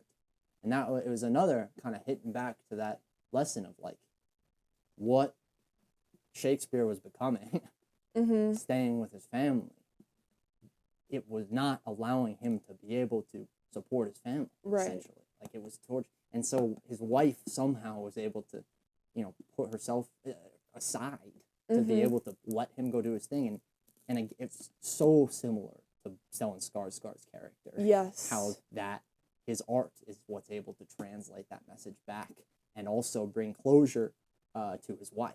It's just like, how do you possibly make a movie where you can have somebody choose art over their family, choose passion over their family, and then it still meet in the middle at the end and like feel like it's worth it. Like that's what Marty Supreme didn't have. Like it just, you go to the end and it just doesn't feel like, oh, that was worth it for the kid. It felt like you should just went back to the kid. Whereas in these movies, it's like, oh my God, no, Shakespeare needed to go do that to be able to come back to his family. Yeah, no, I thought it was a really incredible movie, I would say. Took an extra second there to just staring me down. I thought you were. I was just thinking. Yeah, there's a lot to think about in this movie. Wait, what else did I have? Oh yeah, that was it. Just the fact that I didn't know Hamlet and was still able to know exactly what was going through that mom's head at the end was so impressive. Did you notice who the guy was who played? Yeah, who was that kid? I totally recognized him. I never looked it up though. It's from the deep poll that we're always talking about this on this podcast. He's in Wonder. He's Jack Will in Wonder. I clocked it immediately. Yes! Oh my and I was gosh, like, I wow. wonder if Gio He really realized. hasn't grown up that much. No, his face really looks doesn't. exactly He the looks same. the same. Yeah. Holy moly! I knew I recognized that kid, but I quickly brought myself out of it. So I was like, no. Do you ever do that Immediately I was like, oh, it's Jack Will. you can feel yourself going to look up the thing, and you have to re-put yourself back into. Because like it's too big of a moment when Hamlet's giving his monologue for me to be like, now is this somebody I've seen before? I wondered if you noticed because I immediately. That's funny. Yeah, realized it was him. I'm glad you told me that. That's crazy. Yeah, I was not that excited for that movie. I was. I liked how they didn't name Shakespeare. That was kind of cool. Mm-hmm.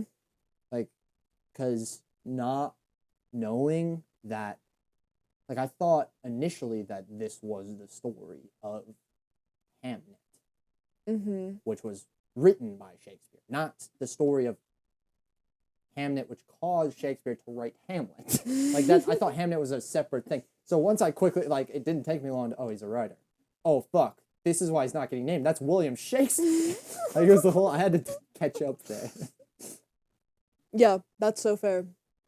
Yeah. I knew who was it, but yeah, that makes sense. Thank you.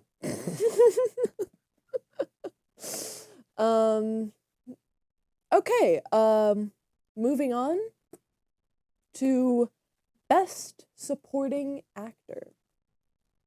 Yes. So, our nominations for this are, and apologies if I mess up any of these names, because I was going to get pronunciations for them, but then I decided not to, so my bad. We'll see what happens. My bad. Best Supporting Actor, Delroy Lindo, Sinners, Benicio del Toro, One Battle After Another, Jacob Elordi, Frankenstein, Sean Penn, One Battle After Another, and Stellan Skarsgård, Sentimental Value. Sean Penn clears any of these people. I know, but I thought Like, we were it's going to not have a even little close. more of a conversation. Sean Penn, moving on. You know, to me, there would have been a like, where is the conversation, do you think?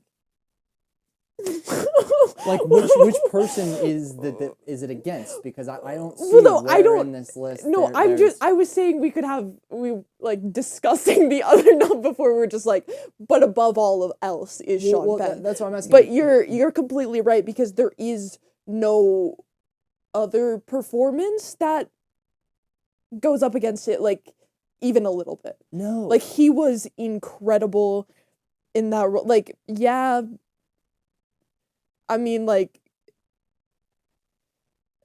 Jacob Elordi was, like, good as Frankenstein. Yeah, totally. He was good. Like, he was good. Stellan Skarsgård, he was really good. Like, but it's just, like, Sean Penn was amazing. Yeah. Sean Like, Penn was one of once the in a best performances Yeah. of the year, like, hands down. Like, 100%. Playing a really difficult character, too. Yeah. Something that, I guess at least you would hope is not close to home with Sean Penn whatsoever. So Right. he's having to really give his all for that. It's such a kind of eccentric role in that way. yeah. And yeah, it's just Colonel Lockjaw, dude.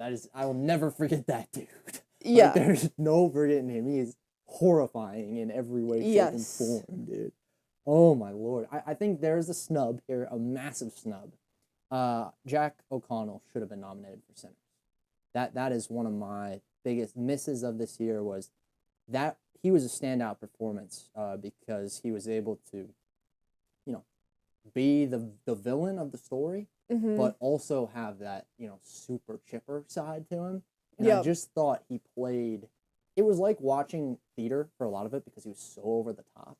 But because he could come right back to the scary smiles and like like very kind of not jolly guy lines. Mhm. I don't know. I wish I could describe this performance a little bit better because I don't want to like describe it against any of the others because everybody obviously here had good performances, but Yeah, who'd you get rid of? if you're thinking about Sinners in specific, Jack O'Connell was way better than your straight man who's an old dude and then has a moment of sacrifice. That's literally all he does the whole movie. He's comedy, he's your straight man, and then he has a moment of sacrifice. That is his whole role. What's that guy's name? Delroy? Yeah, what's it, huh? Delroy? Delroy, I do not mean to take away from your performance at all. It was fantastic. Jack O'Connell was simply better. Like, significantly, in my mind. Because he just did more. He had the range of emotion on this guy. Yeah, and he had a lot more screen time as well. Screen time, yeah. That just adds into it, like... Jesus. Yeah. No, I would agree with you there, but I think still, even if he was nominated, Sean Penn it's still a blowout. is clear. Yeah. It's still a blowout. If Sean Penn doesn't win, we're going to have some words for the Academy. I will be, like, literally shocked.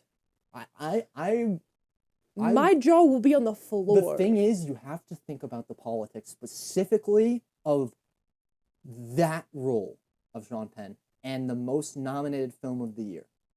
You have, if you're the Academy, you know they think about politics. In that situation, you need to be thinking about politics because it's difficult to, I believe, give this role its flowers on the same year that you're giving Sinners its flowers. Does that make any sense? No. What? Oh, yeah. Like the most racist character in the entirety of television, probably. Yeah, no, I get that. Yeah. So it's like a character that racist with the movie breaking so many records that yeah. And I'm not gonna say if he doesn't get picked, that's the reason. But I'm just saying I think that's something that goes into the thought process. Do you specifically this year? Do you think it's harder, like if you're playing an evil character, to get an award? I'd have to look into history. Like, do you think not like just based on like you like voting? Like, obviously we agree, but like if you had a really good character that was really like evil and disgusting versus a really good performance that was like a hero or something like that, like of a good person type of character. Is easier. Is easier to like win. Yeah. Like you. Oh my gosh. Do you think it's just like there's more?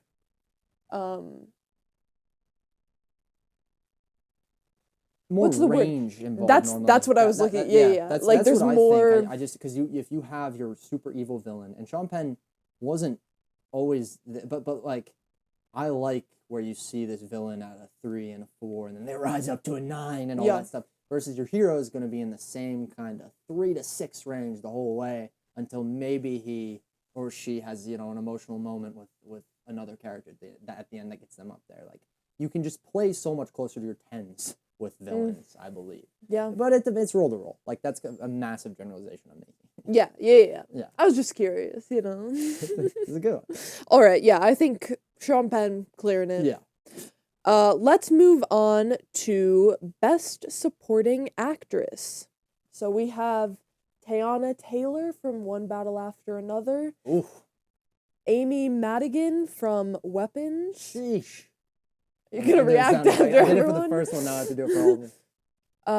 Wunmi Moscow from Sinners. Damn. Elle Fanning, Sentimental Value. Phew. And Jesus Christ. Inga Ibsedottir Lilias. Cha-ching. From Sentimental Value. I'm not sure. How would you pronounce that? Inga, I'm going to try to do it really fast. I have no. Inga Ibsedottir Lilias. No, Lilias? Lilias? No idea. Who is that? Sentimental Value? Okay, so the main, or the sister? I believe. Let me fact check that real quick, just Yeah. so we know who we're talking about. Uh-huh. Yes, that is the sister. Okay. She's alright. I mean, she's good. I She's think if we good. go like her versus Elle Fanning, I would say Yeah, Elle unless Fanning. I'm Just because they're Yeah. both from the same movie. If we wanna do. Yeah, I think Elle Go that Fanning was way. better, Yeah. to be honest. Maybe it's my American biases coming out, Yeah. but she had more to do, to be honest. Right. Like, she became more of a daughter character to Borg. You know? Like, Mm-hmm. by the end of it, than the freaking second daughter did. Yeah. Like, really? Kind of a problem with that movie I'm uncovering, I feel like. If that's, like, that they probably did not want that to happen, right? I don't know. Because, like, the other daughter's supposed to come together with her dad to put her kid in that movie at the end, but we never really see her. It's kind of weird how they treated this other daughter, Yeah. if you ask me. Well, she didn't seem to have as bad of a relationship with him, though. No, but she still had the reservations about putting the kid in his film. Yeah, that is true. And then ends up going with it in the end. Yeah. Yes, they had some growth there, off-screen growth. Love that. Anyway, I will say, I didn't mention this. I have not seen Weapons, so. Oh yeah, I've seen Weapons. Gio is technically the only one that can speak on. She might win because that's who what you you're think should saying with the win. over-the-top villain thing. She might win because of that. Because she is so insane in this movie, and that's all she is. She's a complete psycho who stabs knives into people's faces and stuff. Like, she's literally just Right. horror movie mom mode, and all, like, her makeup is insanely terrifying. You can look up a picture of her. She plays Gladys, and it's that character is like you pretty much know exactly what that character is by looking at Gladys, because that's how she operates. But like, Oh yes. it wasn't one of I those see. villain rules that had a lot of nuance. Like, one of the things I missed with maybe explaining that the villains who are acting the most do better. If they're just that, if they're just evil all the time, I don't like it. I want to see nuance between it. I want to see sliding between those levels. Amy Madigan doesn't have much of that in Weapons, to be completely honest. I would put Elle Fanning above her, but I could see, especially as the Euro horror movies, you know, like biggest box office beasts for rated R horror movies. So yeah, I'm going with Elle Fanning. Yeah, I don't think I can speak, but I do think in One Battle After Another, Teyana Taylor, she was fantastic. Whoa, wait, she's better than Elle Fanning. Yeah. Oh, she's Yeah. better. She's better than any of these people. Hold the phone. I This can't might be a speak clear on situation. Weapons, but I think No. like she was like such a bad. She hits every level. She does exactly what Amy does, with the nuance, and does it the whole freaking movie, kind of. I think we talked a lot about her character in the episode that we did on One Battle After Another. So if you want to hear more about that, go listen to that for sure. But I think, obviously, I can't speak. I haven't seen all the movies, but if I could, I think she's probably my top pick right now. No, I would 100% agree. I'm almost missed her. That would have been terrible. Yeah. I think. Well, as soon as you said Elle Fanning, I'm like, well, I know that she cleared Elle Fanning. I love Elle Fanning. She was great, but I think supporting actress or supporting actor and actress, One Battle After Another might be coming out on top for both of those. Yeah, I agree. Because both incredible performances. Unbelievable cast all the way around. Yeah. Moving on. Good to move on? Along, yes. To Best Actress. So we have Emma Stone in Bugonia, Rose Byrne in If I Had Legs, I'd Kick You, Jessie Buckley in Hamnet, Renate Redzepi in Sentimental Value, and Kate Hudson in Song Sung Blue. Now we will mention we have not seen If I Had Legs, I'd Kick You or Song Sung Blue. Correct? You haven't seen those either? To Hugh Jackman's dismay. Right. So, we will not be, picking one because we have no idea because we didn't watch all of the movies. Yep, we can't say. What a shame. But we will be talking about the performances that we did get to see and just what we think about them. I mean, I think Emma Stone's performance was incredible because she, I mean, pretty much got to go through every single, like, layer and emotion there is, got to go to, like, every different side of a character possible. Like, so much very rage in that chilling role. too. Very chilling. I don't think. I remember when we watched it, there were a couple moments in that movie where I was like, "Oh my God, Emma Stone!" But I feel like she had to play in the middle for so much of it. Remember, because she's either an alien or a human, or I almost didn't see enough of either side. You know, I didn't see the human version of her where she's freaking out about stuff enough, and I also didn't see alien version of her where she's doing the Kubrick stare, looking up the stairs. Like, it was just a little bit of both. So, like, I wouldn't put that up there with, for me, something like Hamlet, which is my favorite. I'm blanking on her name. Jessie Buckley. Jessie Buckley. Like, I don't know. What do you think? I mean, I think I disagree with what you said, unless I said something completely different in the episode, but I don't remember thinking that whatsoever. I remember, like, feeling that I was so sure at some points, and then exactly, like, I was questioning exactly what I saw from her acting based on how she was acting later. Like, I was totally put through that. I didn't feel like it was too alien, it was too human. I felt more, oh, she's definitely an alien, oh, she's definitely a human. Like, I felt literally the opposite of what you're saying. Like, I felt, you know what I mean? I don't know if it's exactly the opposite. Yeah, I know what you mean. But I felt the yeah. extreme of both, well, for so sure. Did I felt the extreme. That's not what I was saying. I was saying that she didn't stay in the extreme. Like, she didn't stay in the woman, and she didn't stay in the alien. Like, that was the whole, and like, those moments that you're talking about were the peaks of her acting, or when she would flip, and then she would go back to her middle ground. Like, that because that was all she could do. She had to play the middle ground the whole time. So that in those moments, and like, yeah, maybe I'm just not thinking hard enough about, like, the length that those moments existed.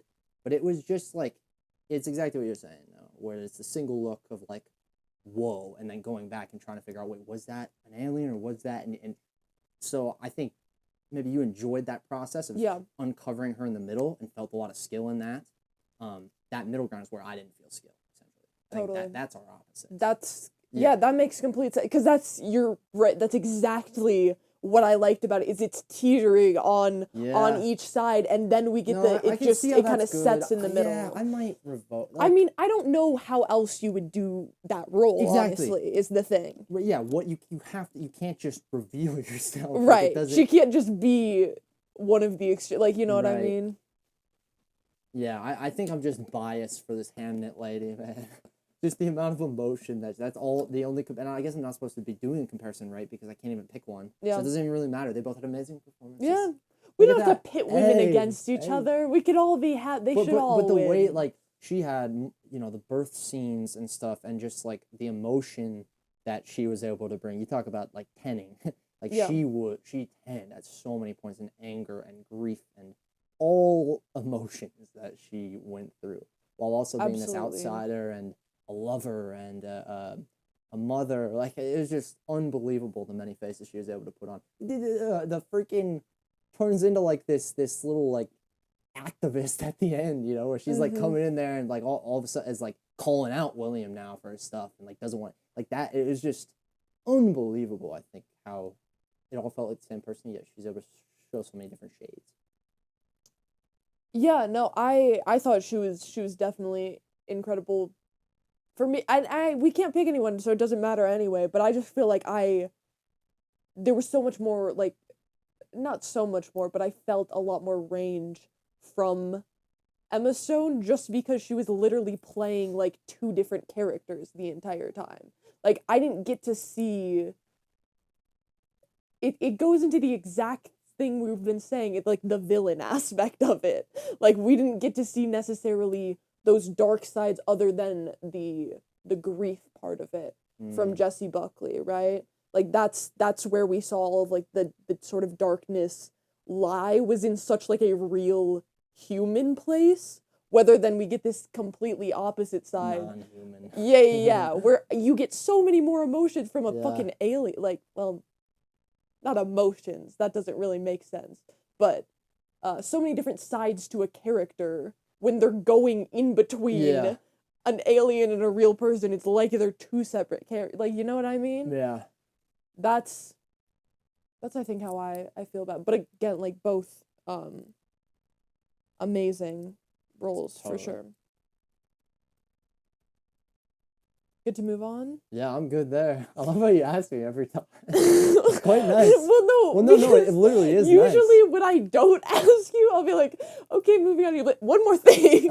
Sometimes. What's crazy is every time you've asked me now, it's like right on the money, where it's like, but it always feels like a nice little, like, sure you're good, buddy? You all right?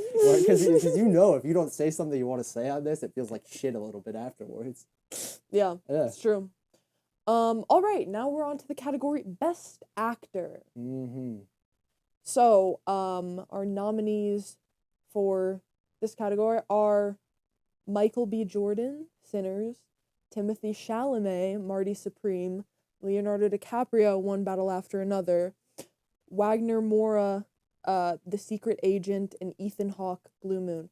Once again, okay, there is one movie on this list we have not seen. Blue Moon, and I think Ethan Hawke has a good chance of winning too, right? With what people have been talking about. Does he? Fuck.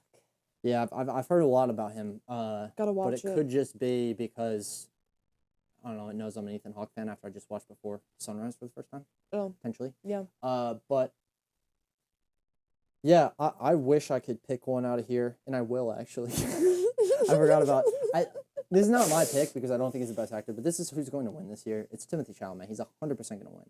And if anybody is watching his PR tour, specifically carried through Marty Supreme, right, all the way up to the Oscars here, he is doing the whole. He's getting his flowers. He's going all around and enjoying life and doing like all the not enjoying this. No, he's doing PR tours to be able to just get his name in more people's heads constantly. These conversations that he has, still wearing the orange stuff, like it's like the PR never stops for Marty Supreme because now it's just kind of transitioned into Timothy Chalamet now. Oh yeah, this role he's been out for the Oscar. Like that's what he's been 100% totally working from the for. second he got this and he decided to wear those weird contacts or whatever. Yes, you can see it. It's so obvious he's really, really going for it. Yeah, and he's at the point in his career Do where you I want to give it to him. think that that's the best performance? No, I don't think so either. I mean, for me, when you're playing two characters, like how can you even fucking compare? Like playing two characters so well in a way that you never felt like it's like, I'm watching Michael B. Jordan play two characters. Nope. You could feel Smoke the and difference. stack. You could feel 100%. like all of those things, and that is so incredible and amazing to do. And also just like difficult, like just thinking about like, I don't know. Just having to really get inside of like both of those characters' mindsets and play them to their full ability and do it in such a good way. Sorry, I just grabbed your phone.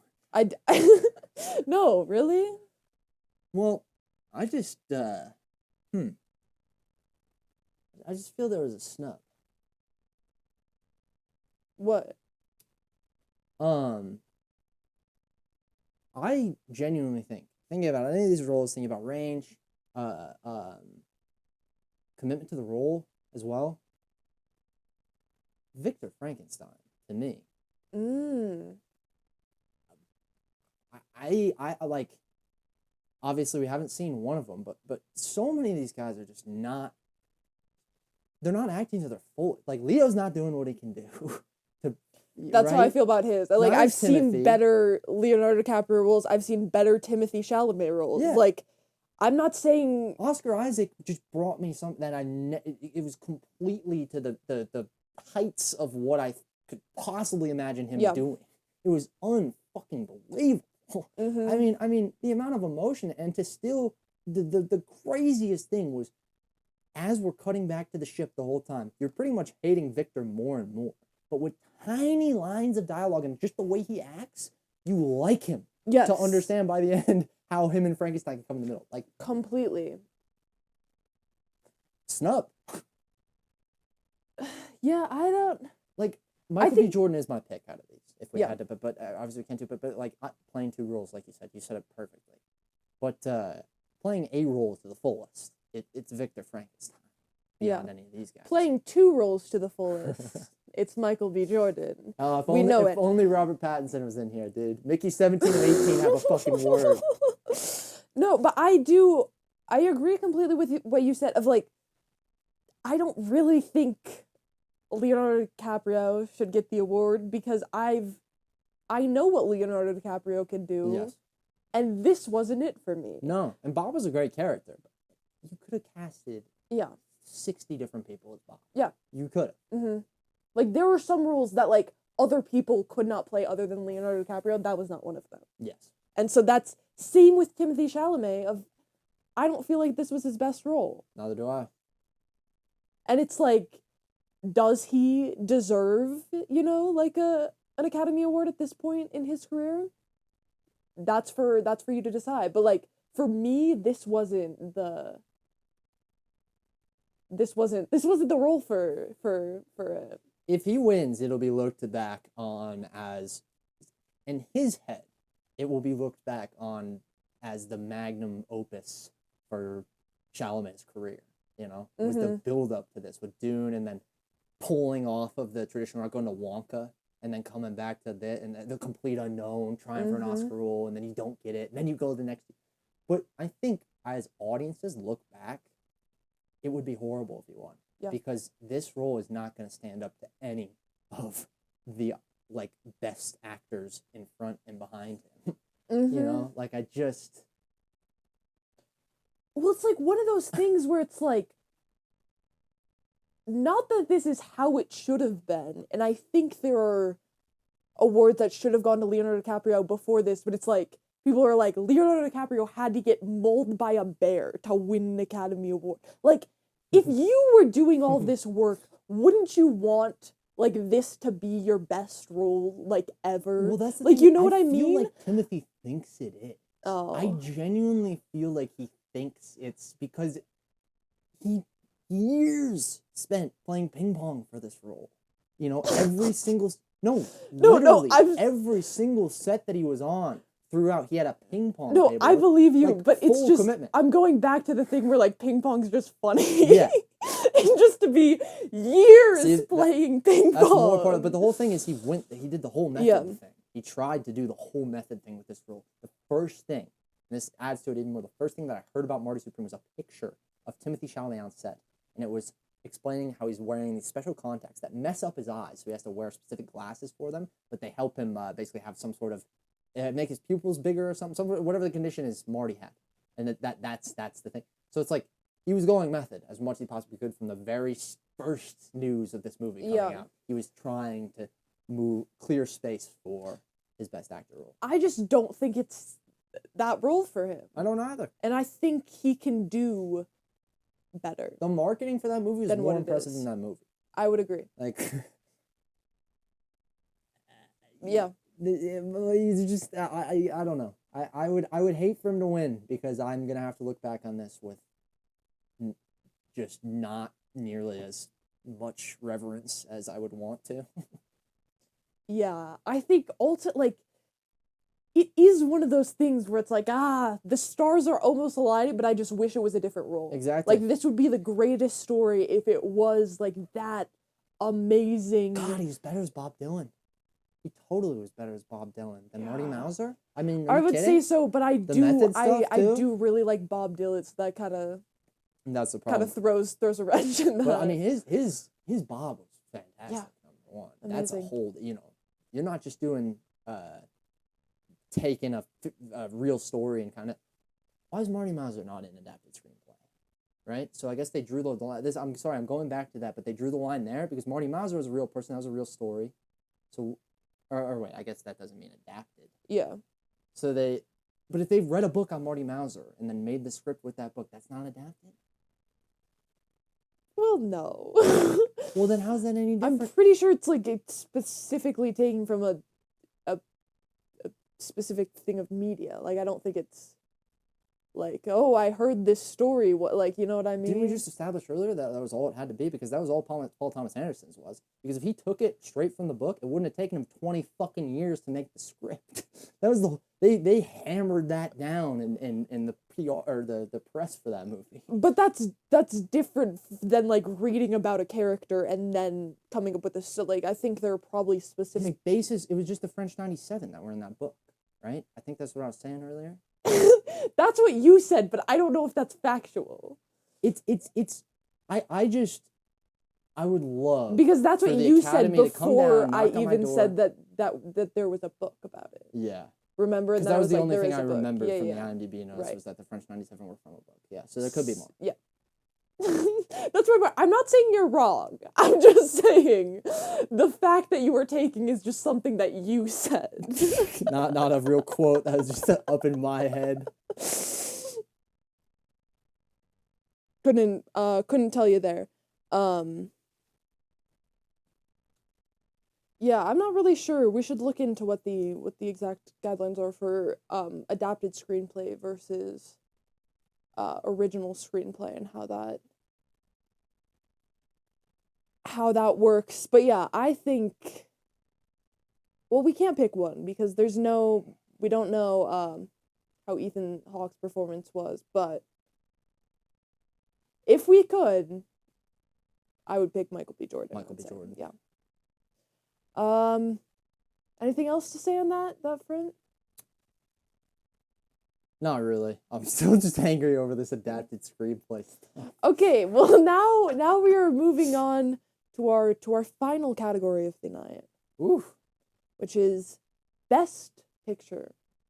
Nice. So for this specific category, me and Gio are going to discuss and come up with a definitive ranking, from highest to lowest of what we think should win Best Picture. What we think is the best picture of this year.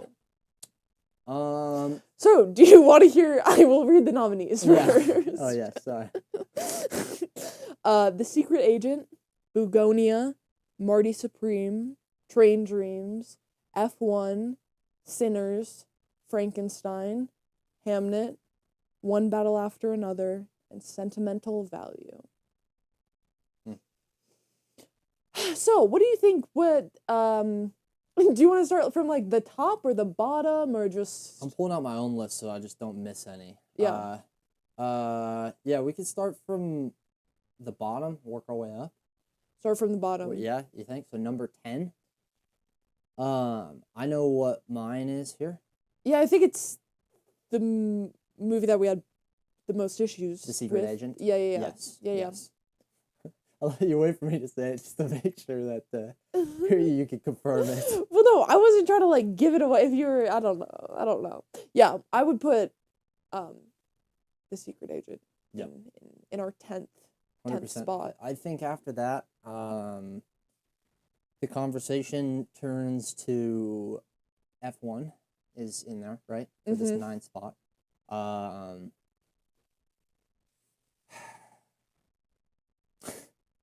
I think F1 might take the 9th slot. Yeah, I would agree with that. Yeah, because I definitely like it better than Secret Agent, no question. Yes.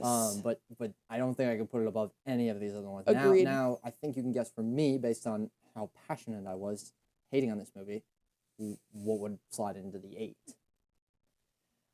But this is where would it be Frankenstein? It would be Frankenstein. Fuck yeah! I think I would have to. I think I would have to fight for that one a little more because in spot 8, I would probably want to put up like fuck. Is it not between Marty Supreme and Frankenstein here for you? This is where I figured it would be. It's between Marty Supreme and Sentimental Value for me. You have Frankenstein above sentimental value? Yeah.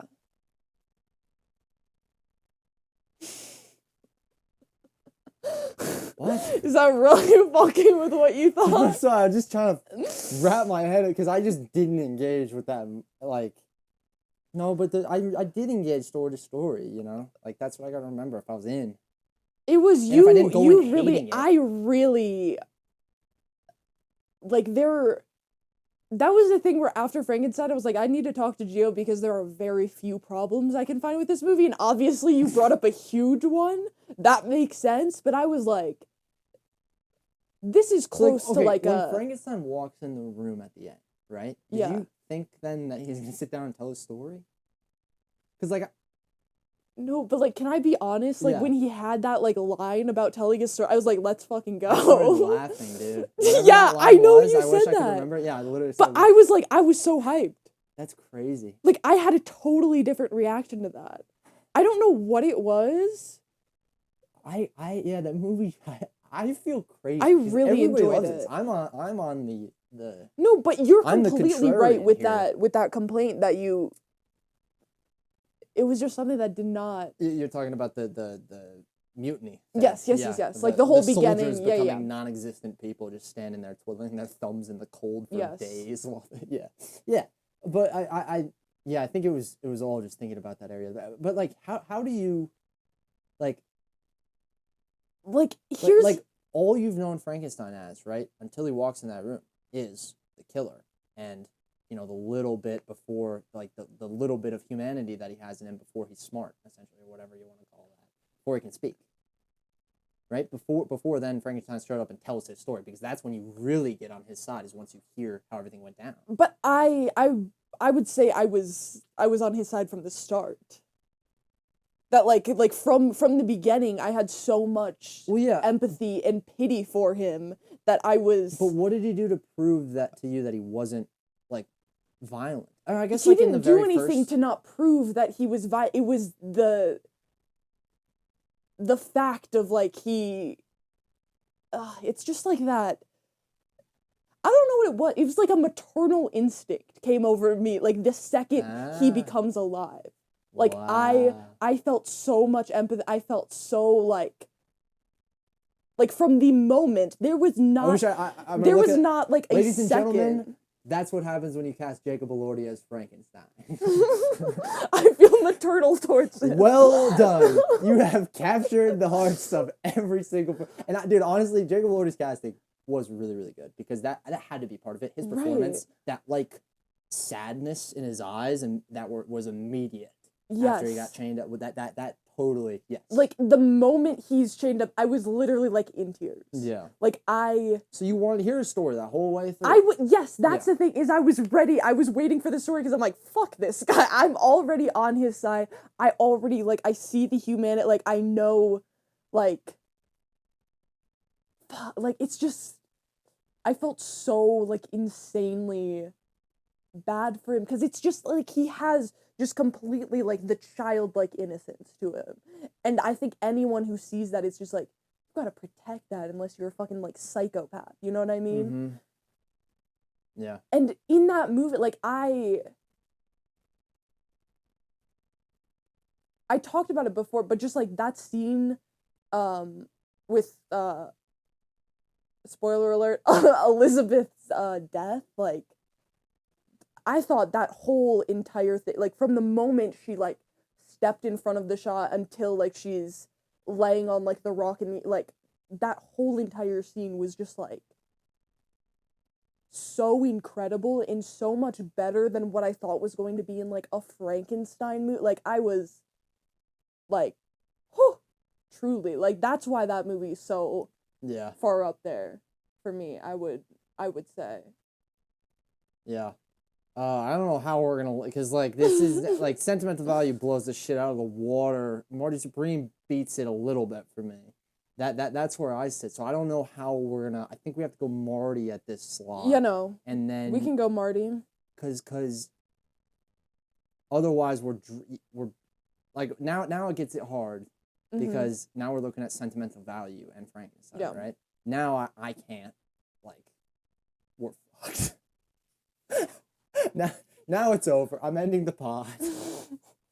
I don't know how to argue against. Like I gotta try to.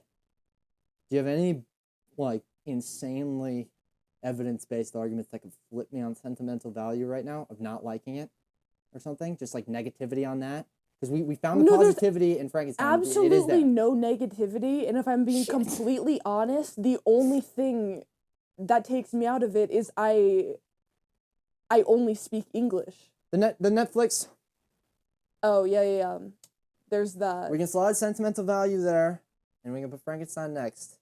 Oh my God, Marty Supreme is now 2 away, but that's how. Huh? Well, this is just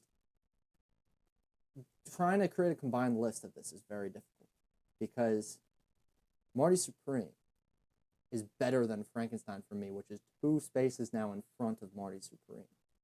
Mm-hmm. So I'm trying to figure out. I'm like, oh God.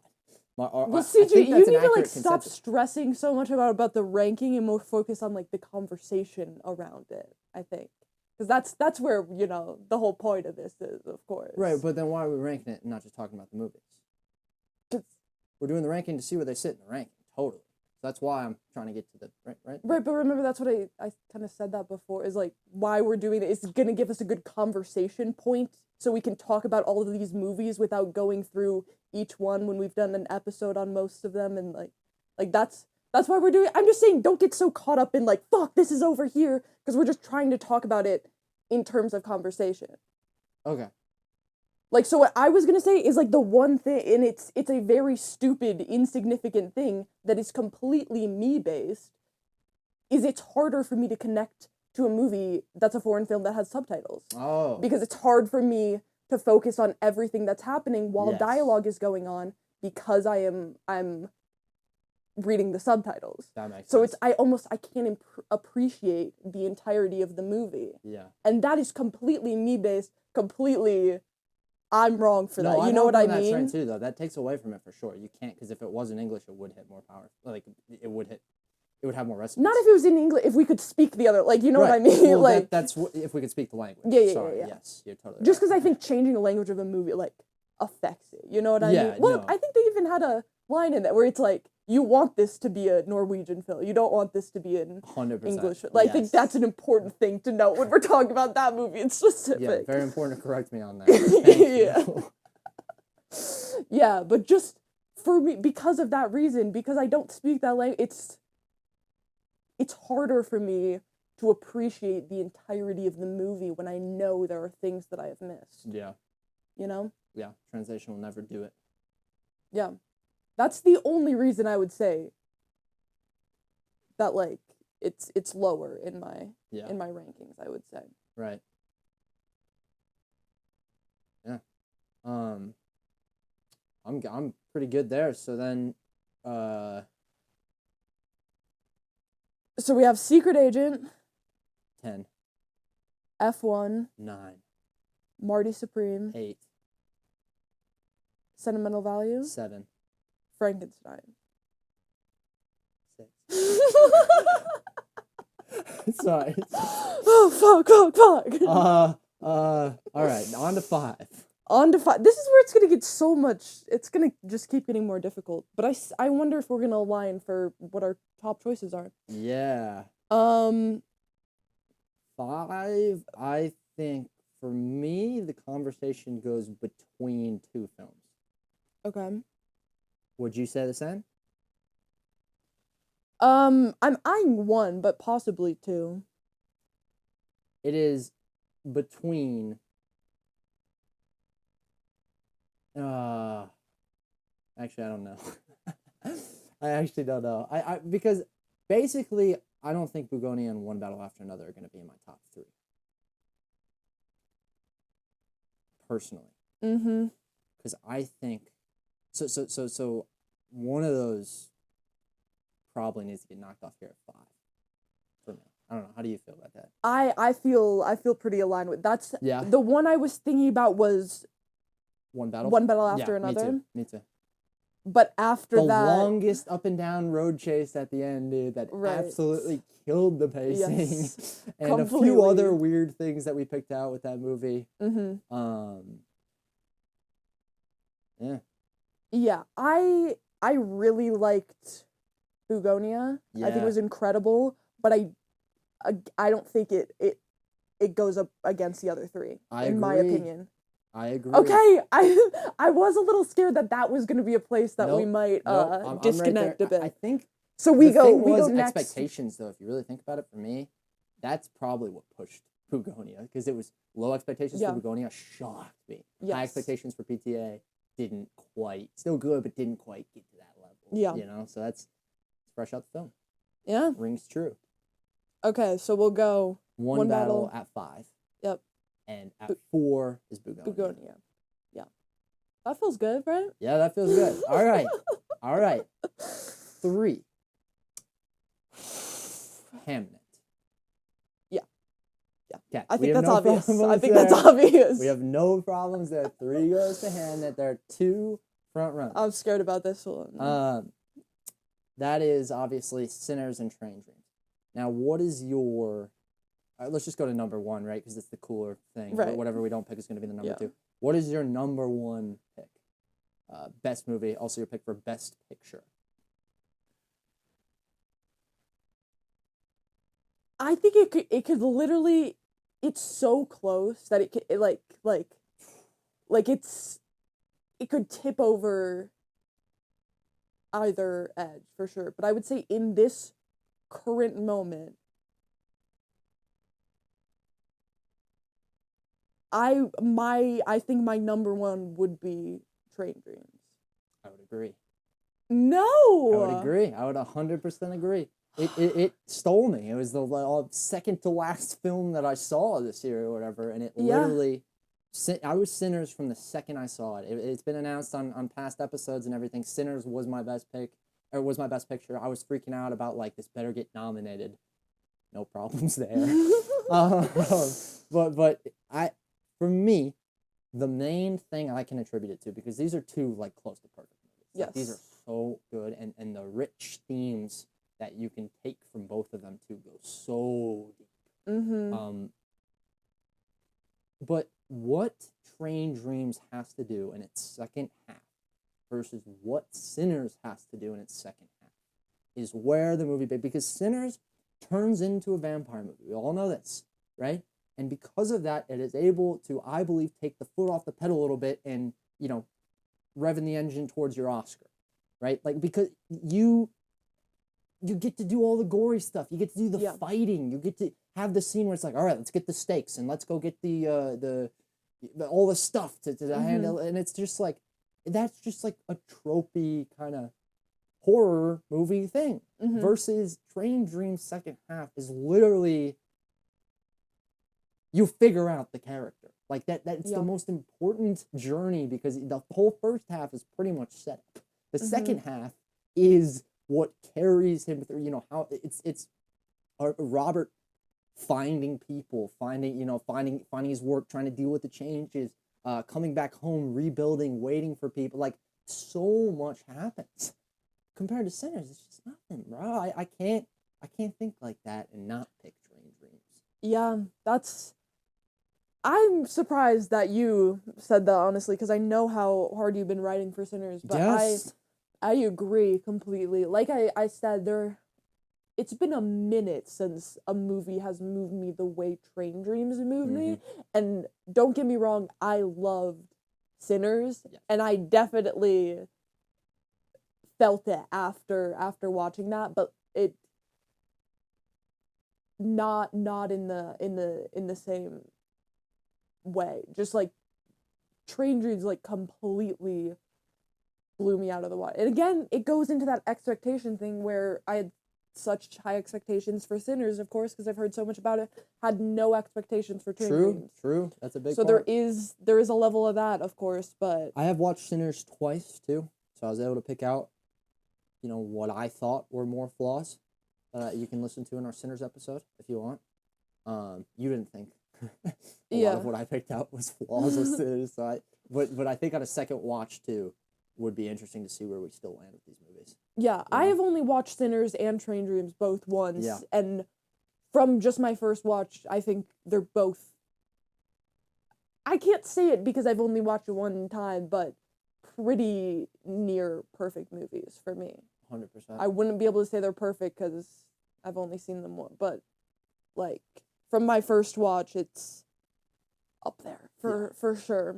For sure. I don't become Michael B. Jordan. Like and there's maybe a lot of things there, reasons why I cannot. But I wonder why. Still, I was able to become a 40-year-old man, or, 55-year-old man or whatever who's lost his wife and kid in that movie, which is unfreaking believable. I could relate so much, and I am a teenage girl. It's crazy. It's crazy impressive, man. Yeah. Wow, I can't believe we aligned with our... See how stressed out you were just for us to align so well with our top 3? It's not our top 3, that's my problem. I gotta go figure out... I might rewatch Frankenstein or just watch a bunch of videos on it to figure out, like, are people just not, like super bought in on what Del Toro did? And I just, like... Because it's gotta be something about me hating on Guillermo Del Toro that was able to... Because immediately, first thing I know is, there's gonna be a mutiny here, and I start hating on it. Like, first thing. Yeah. It's like, ugh. I don't know if I went into that movie correctly. And what's funny is Train Dreams is the exact same thing, too. Yeah. Train Dreams is the same limited release. I didn't even know. And it was great. That's true. Yeah. Oh, my God. Well, it's funny. All right. Anything else? I'm pretty good. I'm curious, in the viewers can hear kind of in future episodes as we get back to watching movies and stuff like that. What happened? If we were right or not, that'll be pretty cool. Obviously, they'll hear, but I'm sure we'll end up, having a couple combos like that and being, don't you wish Chalamet didn't win? Stuff like that. I hope that's not what. It's so sad because I wanted to win so bad, but not for this. You said it. You said it. Yeah. I'm the same way. But yeah, I guess just viewers be on the lookout or listeners be on the lookout for that. Yes. Coming up here. We'll be, giving small updates, I guess, to what. If we were right or wrong. Yeah, I don't know. It's late. I'm getting tired. Yeah, anything else? Did I already ask you that? Yeah, and I did say yes, so now I'm good. Now you're good. Awesome. So with that, I'm Mara. And I'm Gio. So join us next week after opening weekend, just waiting to talk about movies. It's clearly not our thing. Literally, like, 90% of, like, service workers' uniforms. It is. That's probably where I got that little button-up from, was like, oh, wait, I've never worked a job like that, actually. No. I don't know where I got that. It's a super nice, like... I might have stole it from Men's Warehouse. And also, since this is my episode, we're not doing least favorites, okay? If you want to mention your least favorite, you can. but I didn't we're put not the doing the category Oscars and on. the Razzies? Wait, you didn't do the Razzies for this episode? What? No, whenever we talk about favorite scenes or favorite character, I'm never going to ask what's your least favorite character, so don't be waiting for it, okay? I also don't know how I'm gonna start this, so I think I'll just wing it, You haven't developed a start line? No. I feel like all IMDb always. scores most days are just like 7. Have you forgot the intro? It's just, I start with welcome back, right? Yeah. Welcome, wait, stop laughing.